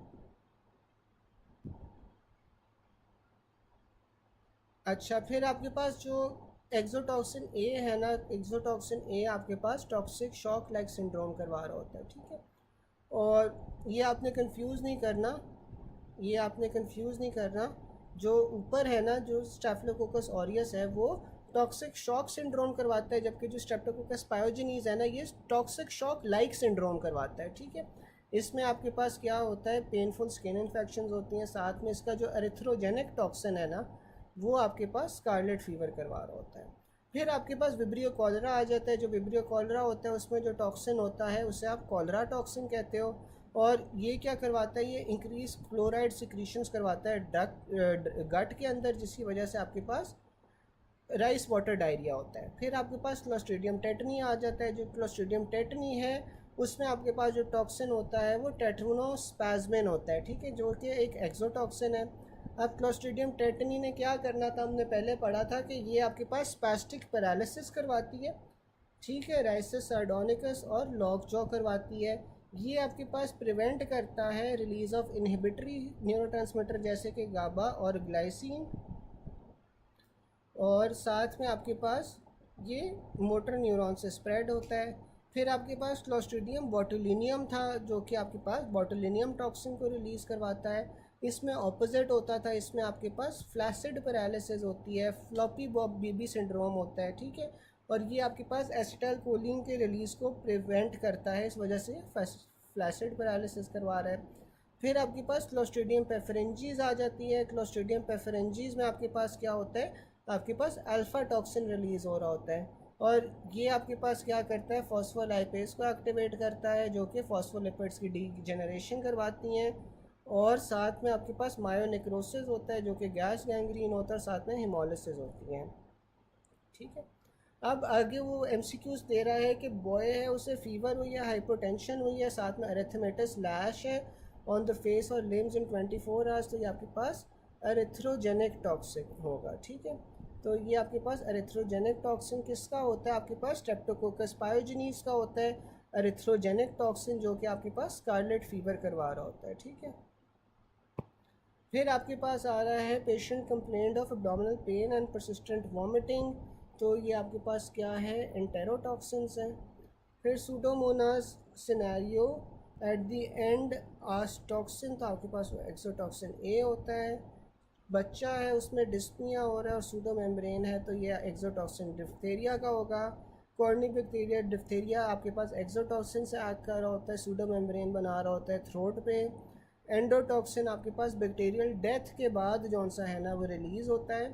एरिथ्रोजेनिक टॉक्सिन स्कारलेट फीवर के लिए होता है। Most important action of endotoxin क्या होता है कि वो कॉम्प्लीमेंट सिस्टम को एक्टिवेट करता है। डिफ्थेरिया आपके पास एक्सोटॉक्सिन मीडिएटेड डैमेज करता है।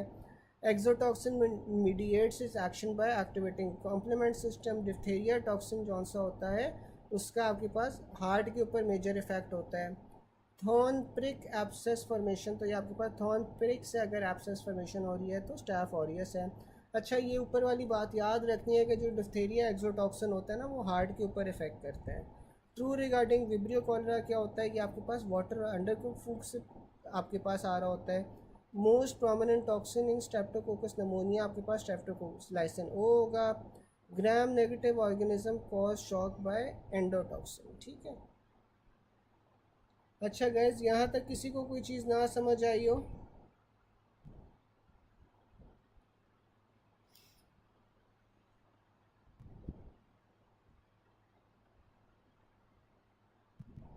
गाइस, यहाँ तक कोई चीज़ ना समझ आई हो?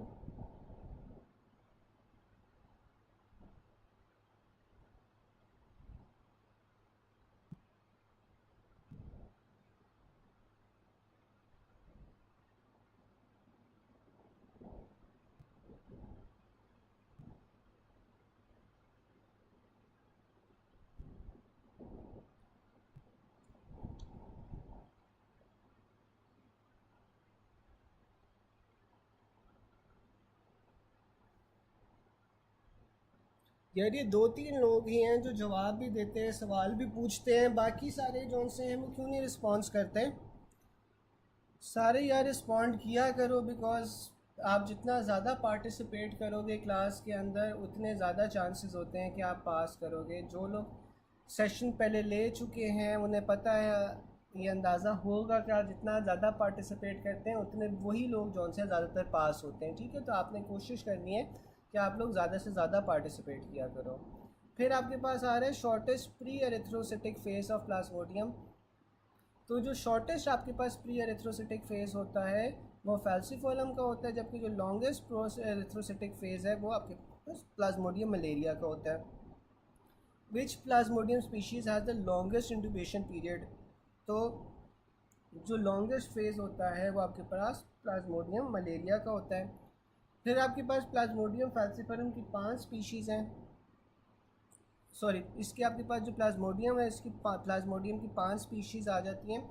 एक प्लाज्मोडियम फैल्सिफेरम होती है, वाइवेक्स होती है, मलेरिया होती है, ओवेक्स ओवेल होती है और प्लाज्मोडियम नॉलिसी होती है। ठीक है, अब सबसे जो कॉमन होती है वैसे ओवरऑल वो आपके पास प्लाज्मोडियम फैल्सिफेरम होती है। प्लाज्मोडियम फैल्सिफेरम में आपके पास मलिग्नेंट मलेरिया होता है और इसमें इरेगुलर फीवर पैटर्न्स मिलते हैं। सेरिब्रल मलेरिया हो सकता है, यानी कि आपके पास CNS को इफेक्ट कर सकता है। हीमोग्लोबिन यूरिया होता है, यानी कि यूरिन से आपके पास RBCs आएंगे और साथ में ब्लैक वाटर फीवर होता है। जो प्लाज्मोडियम वेविक्स है, प्लाज्मोडियम वाइवेक्स जो सा होता है वो सबसे कॉमन पाकिस्तान या एशिया में होता है। इसका आपके पास 48 आवर साइकिल होता है, यानी कि टर्शियन फीवर होता है, फीवर हर थर्ड डे पे होता है। फिर आपके पास प्लाज्मोडियम मलेरिया आ जाती है। जो प्लाज्मोडियम मलेरिया जिसका उसका 8 आवर्स में हो रहा था, इसका आपके पास 72 आवर साइकिल का फीवर होता है, तो इससे आप क्वार्टरन मलेरिया फीवर भी कहते हो। और जो प्लाज्मोडियम मलेरिया है ये आपके पास नेफ्रोटिक सिंड्रोम के साथ एसोसिएटेड है और साथ में अक्यूट रेस्पिरेटरी डिस्ट्रेस सिंड्रोम के साथ भी एसोसिएटेड है। फिर आपके पास ओवेल और नॉलेसी आ जाते हैं। सेरिब्रल मलेरिया आपके पास प्लाज्मोडियम फैल्सिफेरम से आ रहा था। ब्लैक वाटर फीवर भी आपके पास प्लाज्मोडियम फैल्सिफेरम से आ रहा था। उसके बाद आपके पास जो क्वाड्रेंट मलेरिया होता है, क्वाड्रेंट मलेरिया आपके पास या वो आपके पास मलेरिया का प्लाज्मोडियम मलेरिया का होता है, जबकि जो आपके पास टर्शियन फीवर होता है, टर्शियन फीवर आपके पास वाइवेक्स का है। फिर आपके पास जो प्लाज्मोडियम फैल्सिफरम है ये मलिग्नेंट मलेरिया करवाता है, जबकि जो प्लाज्मोडियम मलेरिया है इसमें आपके पास नेफ्रोटिक सिंड्रोम और ARDS के साथ एसोसिएटेड था। तो सेरिब्रल मलेरिया में आपके पास प्लाज्मोडियम फैल्सिफरम होता है। 40 years old male visiting Pakistan for the first time develops fever for 2 days duration followed by headache, confusion and coma. His renal functions were deranged. His blood picture revealed HP7, WBC7, platelets 95 हैं, reticulocyte count 10 है। तो यहाँ के पास Plasmodium malaria falciparum malaria है। ठीक है, फिर आपके पास आ रहा है अ 44-year-old English businessman who had recently returned home from Thailand suddenly develops periodic high grade fevers, severe body aches, chills, orthostatic hypotension। तो आपके पास मलेरिया होगा। A child with complaints of rigors and chills, severe headaches, hepatosplenomegaly, history of nausea, vomiting 1 week back, जेम्सा sting आपको positive मिल रही है। तो ये आपके पास Plasmodium फैल्सिफरम है। Malaria is associated with haemolytic anaemia. A child from a mosquito infested area of a forest presented with repeated attacks of high grade fever with rigors and chills for 8 weeks. He was started on chloroquine, but symptoms still persist. Banana-shaped gametocytes were present. Peripheral film splenomegaly was present. तो ये आपके पास फैल्सिफरम होता है, क्योंकि जो Plasmodium फैल्सिफरम है इसमें आपके पास क्रैश शेप या बनाना शेप या फैल्सीफॉर्म शेप जो सा होता है ना वो प्लाज्मोडियम होता है। ठीक है, A 4-year-old boy is brought in by his mother after she discovers that his urine is now a dark cola colored। ठीक है, उसके बाद he saw a doctor 10 days ago for sore throat infection। तो ये आपके पास group A Streptococcus होता है। ठीक है, जिसमें आपके पास 10 दिन पहले या 2 हफ्ते पहले सोर थ्रोट की इन्फेक्शन होती है, उसके बाद वो आपके पास किडनीज़ को इन्फेक्ट करता है। फिर आपके पास आ रहा है 30-year-old female in village presents with fever, weakness, rigors and chills. साथ में आपके पास she has been passing cola colour during since 2 days। No drug history mention, mobile health team visited to carry out some investigation, तो ये आपके पास फैल्सिफरम malaria होगा। फिर आपके पास आ रहे हैं 6 days old boy with 4 days history of high grade fever and jaundice, he also develops history of passing cola coloured urine for the past 1 day, he was given anti malarials, उसका HP कम है, platelet count सही है, TLC थोड़ा बढ़ा हुआ है, reticulocyte count 20% है, तो ये आपके पास G6 PD डिफिशिएंसी है। ठीक है, अब अगर आपके पास 6 साल का बॉय आ रहा है ना, और बॉय के अंदर आपके पास ये सारे सिम्टम्स हैं, तो आपने हमेशा G6 PD डिफिशिएंसी को देखना है। ठीक है, और वो कौन सा एंटी मलेरियल होता है जो कि आपके पास G6 PD डिफिशिएंसी के अंदर आता है, कौन से एंटी मलेरियल की वजह से G6 PD डिफिशिएंसी होती है, तो मुझे बता सकते हैं। हमने इसका निमोनिक पढ़ा था, हेमोलिसिस इज़ डी पेन। ठीक है, तो मुझे कोई बता सकता है कि इसमें आपके पास कौन सा एंटी मलेरियल होगा जो कि G6 PD डिफिशिएंसी को कंट्रीब्यूट कर रहा है।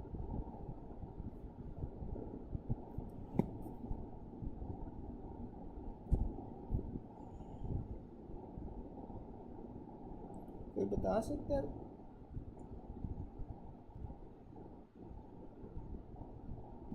बिल्कुल प्राइमाक्विन होती है। ठीक है, प्राइमाक्विन होती है, जो कि अगर यहाँ पे आपके पास गर्ल की हिस्ट्री होती है, 6-year-old गर्ल, और फिर आपके पास ये सारा कुछ होता है, तो तब आप फिर सेरिब्रल मलेरिया का सोचते हैं या मलेरिया फाल्सिफेरम का सोचते हैं।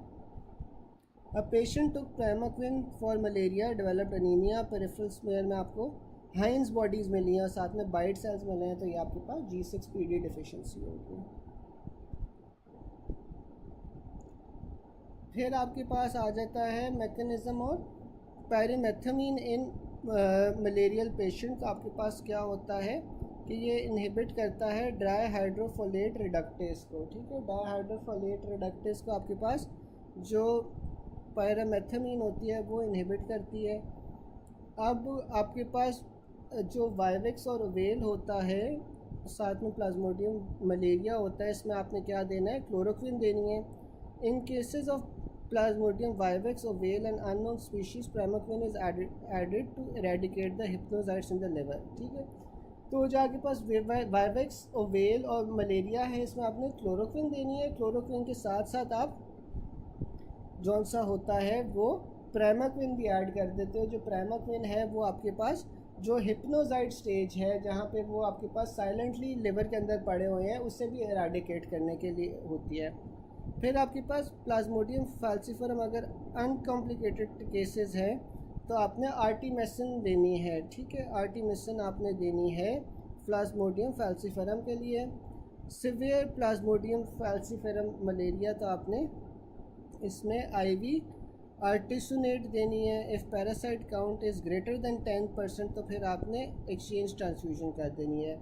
शॉक में indicate coexisting bacterial infection, malaria rarely causes haemodynamic collapse. ठीक है, तो अगर पेशेंट साथ में शॉक में भी आ गया तो इसका क्या मतलब है कि इसके अंदर एक एडेड बैक्टीरियल इन्फेक्शन भी है, क्योंकि जो आपके पास प्लाज्मोडियम होती है स्पीशीज़, ये आपके पास शॉक या कोलैप्स नहीं करवाती। ठीक है, अगर आपने प्रोफाइलैक्सिस देनी है टू समवन जो कि आपके पास एक एंडेमिक रीजन के अंदर जा रहा है, तो उसमें आपने क्लोरोक्विन देनी है 1 week before and 4 weeks after travel. ठीक है, तो उसमें आपने क्लोरोक्विन देनी है प्रोफाइलैक्टिकली 1 week before and 4 weeks after travel. अगर वो क्लोरोक्विन से रेजिस्टेंट है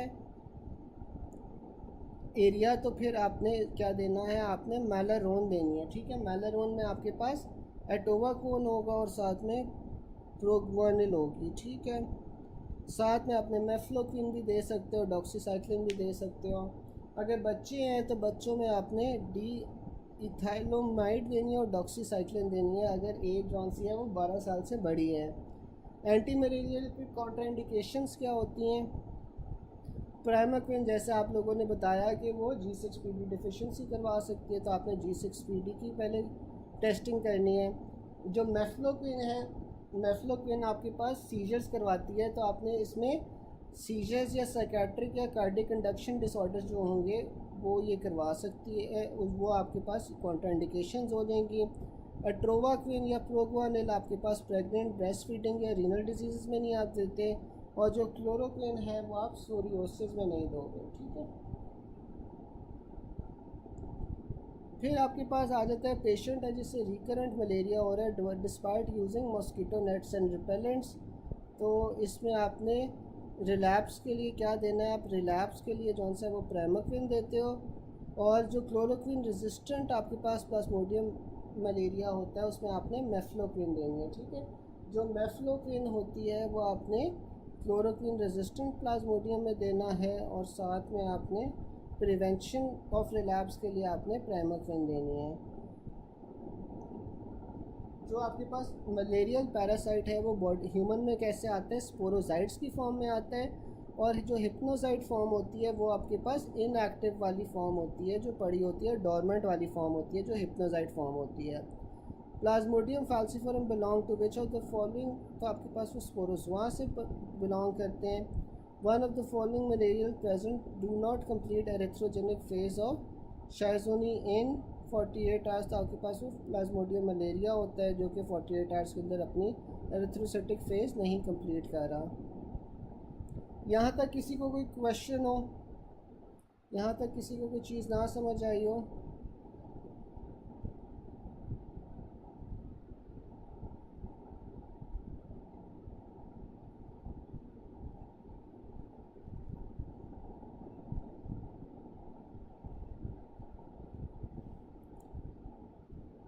फिर आपके पास आ जाता है फार्मर में माइग्रेटरी लीजन ऑन फुट। तो आपके पास ये क्या होगा, क्यूटेनियस लार्वा माइग्रेंस होगी, ठीक है। माइग्रेटरी लीजन्स है तो आपके पास ये लार्वा माइग्रेंस होगा। Most common post burn non bacterial organism, तो पोस्ट बर्न के अंदर जो नॉन बैक्टीरियल ऑर्गेनिज्म सबसे कॉमन होता है वो आपके पास कैंडिडा होता है।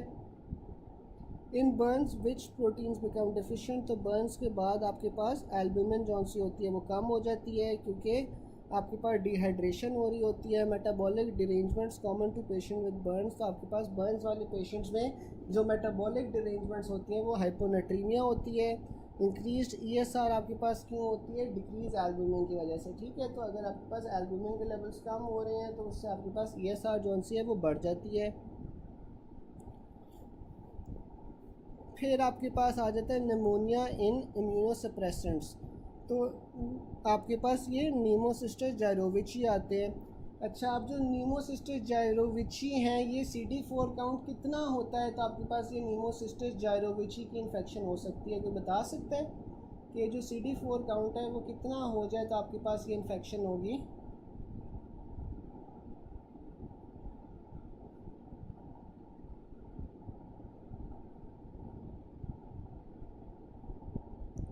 फिर आपके पास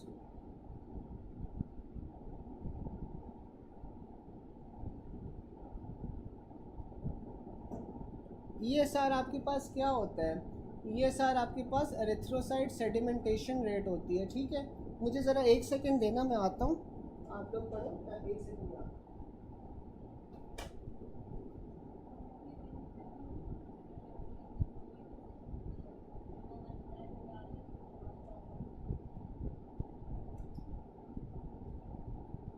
अच्छा, जो ESR होता है, ESR आपके पास क्या होता है, एरिथ्रोसाइट सेडिमेंटेशन रेट होता है, ठीक है। अब जब आपके पास एल्ब्यूमिन का क्या काम होता है, एल्ब्यूमिन आपके पास प्लाज्मा ऑन्कोटिक प्रेशर जौन सा है उससे ज़्यादा करती है, ठीक है।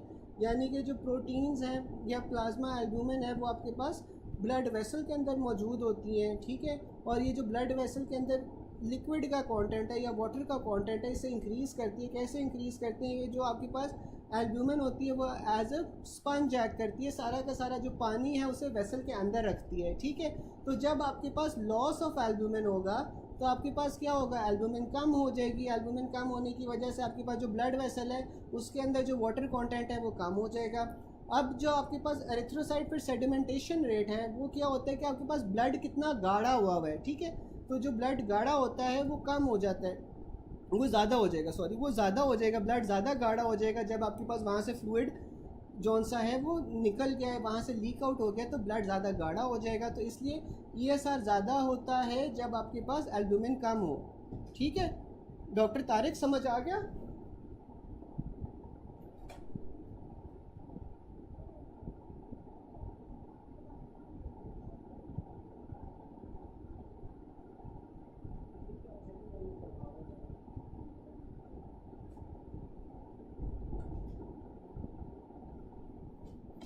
डॉक्टर तारिक समझ आ गया आपको?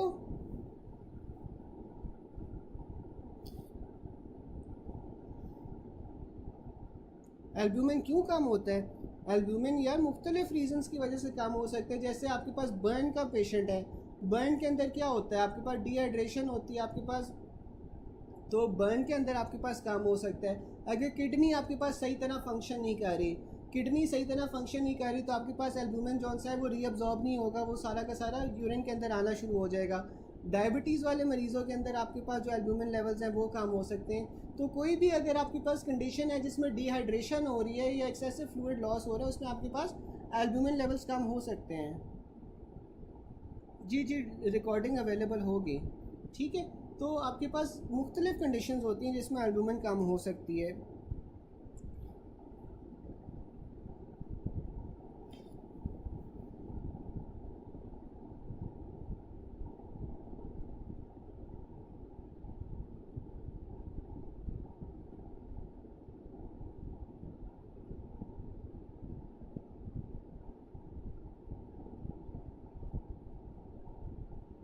अगर आप मेरे से स्पेसिफिकली बर्न्स का पूछ रहे हो कि बर्न्स के अंदर क्यों एल्ब्यूमिन कम होता है, तो बर्न्स के अंदर ना आपके पास जो वैस्कुलर परमिएबिलिटी होती है ना वो इंक्रीज़ हो जाती है, और वैस्कुलर परमिएबिलिटी इंक्रीज़ होने की वजह से आपके पास जो एल्ब्यूमिन है वो लीक कर जाती है इनटू द इंटरस्टिशियल स्पेस, ठीक है। तो वैस्कुलर परमिएबिलिटी बर्न वाले मरीज़ों में ज़्यादा हो जाएगी, जिस वजह से वैस्कुलर स्पेस से ये इंटरस्टिशियम के अंदर चला जाएगा जो आपके पास एल्ब्यूमिन होता है, जिसकी वजह से फिर आपके पास बाहर एडीमा होगा, ठीक है।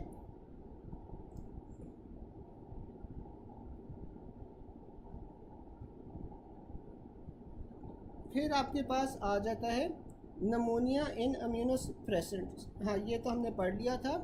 फिर आपके पास स्ट्रेप्टोकोकस नमोनिया आ जाता है। जो स्ट्रेप्टोकोकस नमोनिया होता है ये सबसे कॉमन कॉज होता है ऑफ CAP और साथ में लोबार नमोनिया, यानी कि जो अल्कोहलिक नमोनिया। नहीं कोई इशू नहीं होगा 12th एडिशन में। बस आप ये है कि जो 13 एडिशन के मेन पॉइंट्स हैं ना वो आप ऊपर नोट कर लो, कोई आई डोंट थिंक इतना इशू होना चाहिए।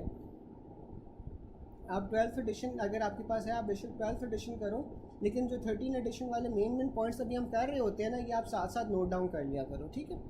अच्छा, फिर आपके पास ना जो स्ट्रेप्टोकोकस नमोनिया होता है, स्ट्रेप्टोकोकस नमोनिया आपके पास सबसे कॉमन कॉज होता है कम्युनिटी एक्वायर्ड नमोनिया, ठीक है, और साथ में आपके पास लोबार नमोनिया। इन दोनों चीज़ों का जो सबसे कॉमन कॉज होता है वो स्ट्रेप्टोकोकस नमोनिया होता है। ये सबसे कॉमनली आपके पास एल्डरलीज में होता है, अल्कोहलिक्स में होता है, पोस्ट स्प्लेनेक्टमी में होता है, ठीक है।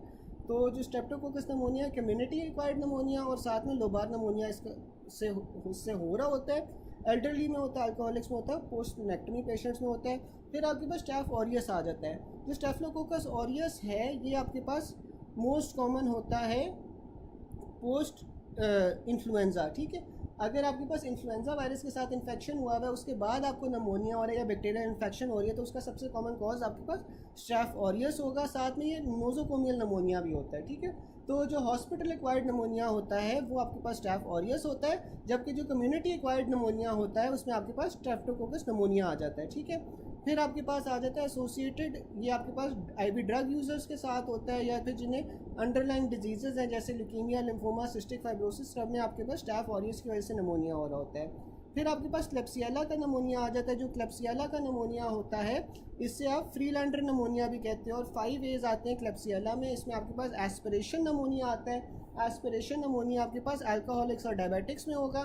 फिर आपके पास इसमें एब्सेसेस बनती हैं इन द लंग्स और लिवर, और इसमें आपके पास करंट जेली स्पूटम आता है जो क्लेप्सियला होता है, ठीक है।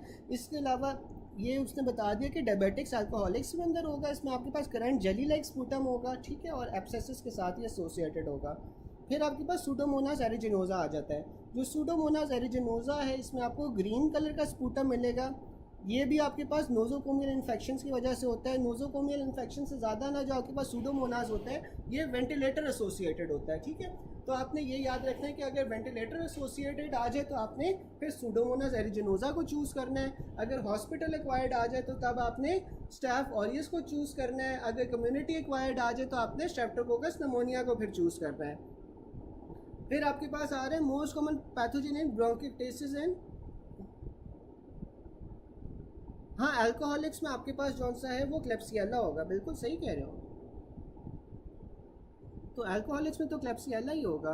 अल्कोहलिक्स और डायबिटिक्स के अंदर आपके पास क्लेप्सियला होगा। मैं वेंटिलेटर एसोसिएटेड बता रहा था कि जो वेंटिलेटर एसोसिएटेड नमोनिया होता है वो आपके पास सूडोमोनास एरिजिनोसा होता है, ठीक है। फिर आपके पास आ रहा है कि जो सूडोमोनास एरिजिनोसा होता है that is most common pathogen in bronchiectasis और साथ में कंजेस्टिव सिस्टिक फाइब्रोसिस, और most common death of pneumonia in due to pneumonia in patients with cystic fibrosis आपके पास वो सूडोमोनास एरिजिनोसा होता है। फिर आपके पास माइकोप्लाज्मा नमोनिया आ जाता है। जो माइकोप्लाज्मा नमोनिया होता है वो आपके पास इसमें कोल्ड अग्लूटेरिन्स बन रहे होते हैं जो कि ऑटो इम्यून हिमोलिटिक एनीमिया करवाते हैं, और ये जूलियन बर्ड सिंड्रोम के साथ एसोसिएटेड होता है, ठीक है। अब जो माइकोप्लाज्मा नमोनिया है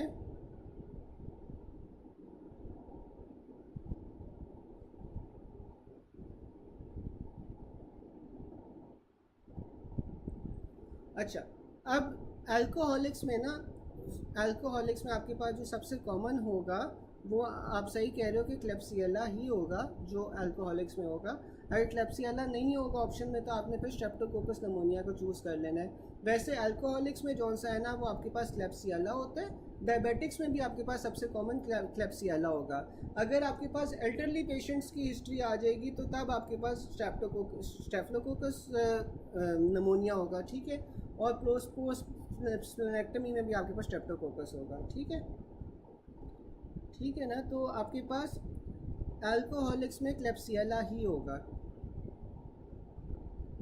फिर आपके पास एच इन्फ्लुएंजा आ जाता है। जो एच इन्फ्लुएंजा होता है वो आपके पास कॉमनली होता है सीओपीडी में, स्मोकर्स में, और ये आपके पास अक्यूट एक्सेसुबेशन जो होती है सीओपीडी के, उसके अंदर आपके पास एच इन्फ्लुएंजा होता है। Most common organism isolated from patient with bronchiectasis. फिर आपके पास नीमोसिस्टस जेरोविची आ जाता है या कार्ने आ जाता है। ये एड्स पेशेंट्स के अंदर होता है जिनमें आपके पास CD4 काउंट लेस दैन 200 हो, ठीक है। फिर आपके पास जो फ्रीडलैंडर नमोनिया था, फ्रीडलैंडर नमोनिया आपके पास क्लेप्सियला नमोनिया कॉज कर रहा था। डायबिटिक पेशेंट जिसे थिक म्यूकर्ड स्पूटम है तो ये आपके पास क्लेप्सियला होगा। करंट जेली स्पूटम क्लेप्सियला के अंदर होता है। 9th month old child fever cough respiratory syncytial virus के लिए नेगेटिव है। तो आपके पास वैसे जो ओवरऑल भी होता है ना सबसे कॉमन नमोनिया का कॉज, जो सबसे कॉमन ओवरऑल कॉज होता है नमोनिया का वो आपके पास स्ट्रेप नमोनिया ही होता है, ठीक है। तो अगर वो बच्चा भी अगर उसने दिया हुआ है जैसे आपके पास फीवर है, कफ है, तो ये स्ट्रेप नमोनिया होगा। Patient suffering from lobar pneumonia, तो लोबार नमोनिया आपके पास स्ट्रेप नमोनिया था, साथ में कम्युनिटी एक्वायर्ड भी आपके पास स्ट्रेप नमोनिया था। 70-year-old lady presented with fever, cough with yellow sputum, involvement of lower lobes of lung, unable to recognise her family, तो ये आपके पास स्ट्रेप नमोनिया होगा। जो स्ट्रेप नमोनिया होता है वो एल्डरली पेशेंट्स में होता है, और यहाँ पे देखो उसने लोअर लंग लोब्स बताए हुए हैं, तो लोबार नमोनिया हो रहा है, तो ये भी स्ट्रेप नमोनिया के अंदर होता है। स्ट्रेप नमोनिया के अंदर जो टॉक्सिन प्रोमिनेंट होता है वो आपके पास स्ट्रेप्टोलाइसिन ओ होता है। नमोनिया के डायग्नोसिस के लिए आपने क्या करना है, स्पूटम का कल्चर करवा लेना है। Streptococcus pneumonia infection person clearance of infection will occur विया H2O2। जो H2O2 होता है ये आपके पास फ्री रेडिकल होता है जो आपके पास एक्टिवली बैक्टीरियल स्पीशीज़ को मार रहा होता है। मैन और वेंटिलेटर हैड नमोनिया, तो वेंटिलेटर एसोसिएटेड मैंने बताया था कि सूडोमोनास एरिजिनोसा होता है, साथ में उसने बताया हुआ कि ग्रीन स्पूटम भी है, तो ग्रीन स्पूटम भी आपके पास सूडोमोनास में ही होता है। फिर आपके पास आ जाता है a child diagnosed with cystic fibrosis bronchiectasis, तो आपके पास सूडोमोनास एरिजिनोसा होगा, और साथ में एड्स के अंदर आपके पास नीमोसिस्टिस जेरोविचिया कार्नाई आ जाता है, ठीक है। यहाँ तक किसी को कोई पॉइंट ना समझ आया हो?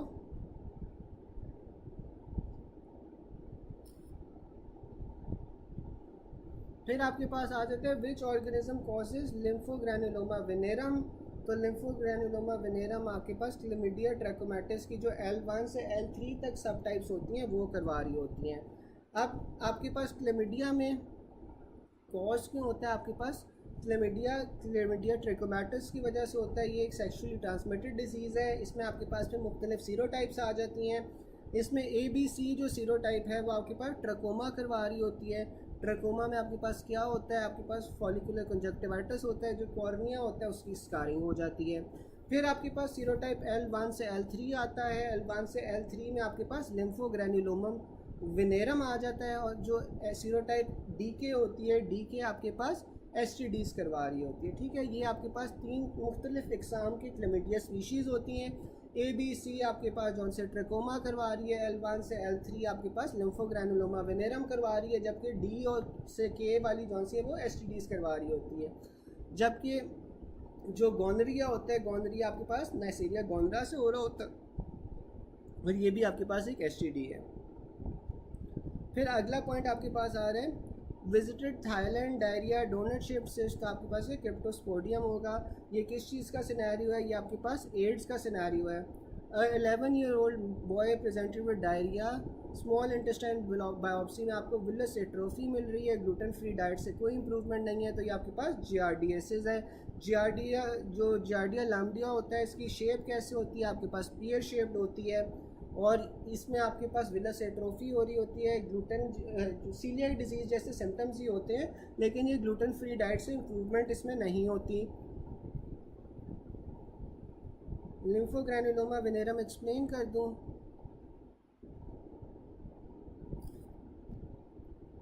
एक सेकंड मैं आपको इसकी पिक्चर भेजता हूँ, पिक्चर से ही आपको बेस्ट तरीके से पता चल सकता है।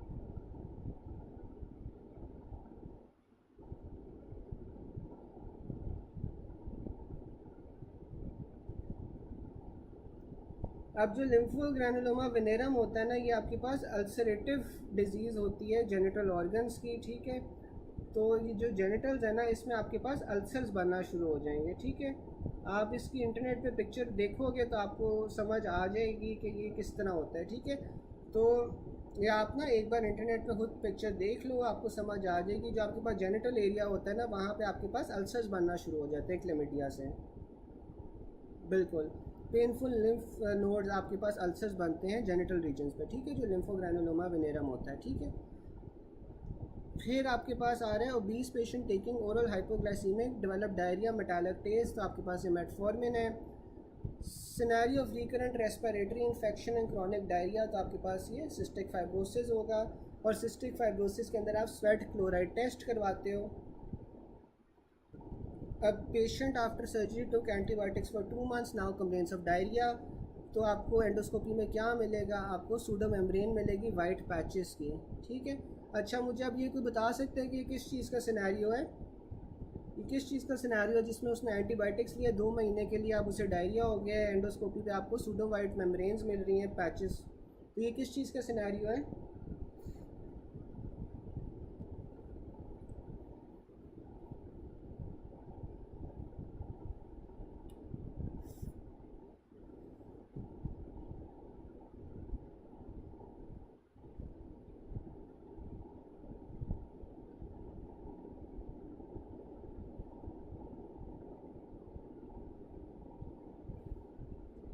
बिल्कुल सूडो मेम्ब्रेनस कोलाइटिस का सिनेरियो है।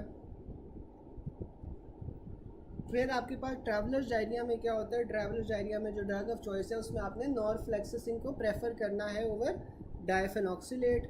फिर आपके पास डायरिया डेमेंशिया डर्मेटाइटिस नियासिन की डिफिशिएंसी से होता है। अच्छा, अगर वो पूछ ले कि डायरिया की वजह से डेथ किस क्यों होती है, तो आपके पास वो विब्रियो कॉलरा होता है, जिसमें राइस वाटर डायरिया होता है, क्लोराइड आयन चैनल्स का मसला होता है, इसमें आपके पास डायरिया की वजह से डेथ हो जाती है। और फूड पॉइजनिंग की वजह से आपके पास डेथ कब होगी, क्लोस्ट्रीडियम बोटुलिनियम में होगी। क्लोस्ट्रीडियम बोटुलिनियम क्या करवाता है, आपके पास पैरालिसिस करवाता है। किस तरह की पैरालिसिस करवाता है, फ्लैसिड पैरालिसिस करवा रहा होता है, जिसकी वजह से आपके पास रेस्पिरेटरी डिप्रेशन होती है और साथ में डेथ हो जाती है फूड पॉइजनिंग की वजह से, ठीक है। फिर आपके पास आ रहा है a woman presented with vulvar itching and pink frothy pleural and vaginal discharge, तो आपके पास ये क्या है, ट्रिकेनोमास वजाइनालिस है।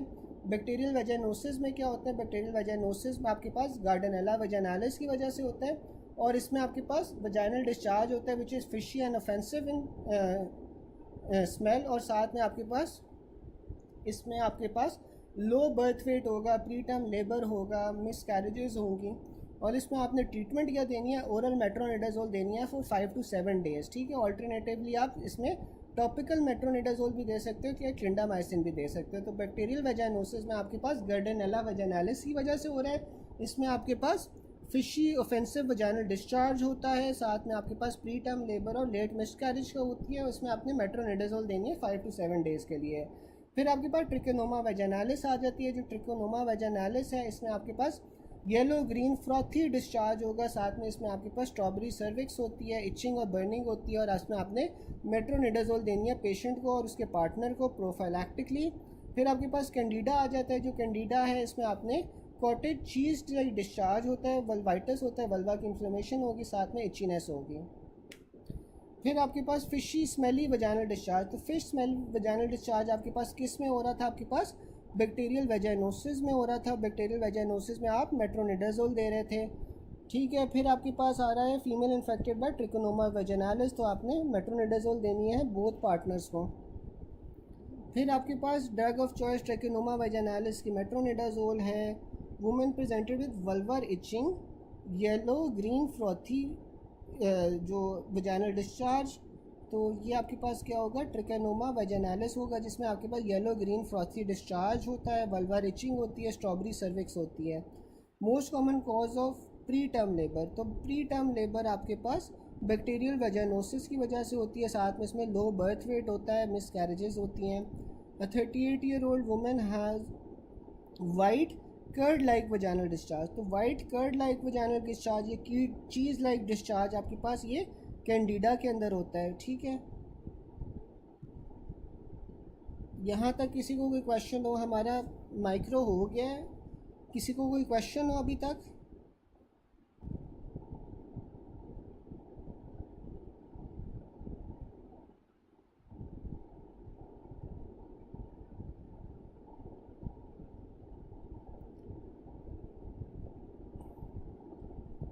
चलें फिर, अगर किसी को क्वेश्चन हुआ तो फिर आप लोग ग्रुप में पूछ लीजिएगा। कैंडिडा अल्बाइकन्स आप बता रही हैं, पूछ रहे हैं? अच्छा सही, यहाँ कैंडिडा अल्बाइकन्स था आखिरी वाला। अच्छा, किसी को फिर कोई क्वेश्चन हो तो आप लोग फिर मेरे से ये है कि ग्रुप पे पूछ लीजिएगा, आई विल रिस्पॉन्ड। फिर कल से हम जौन सा कोई नया टॉपिक जौन सा वो शुरू कर देंगे, ठीक है। अल्लाह हाफ़िज़।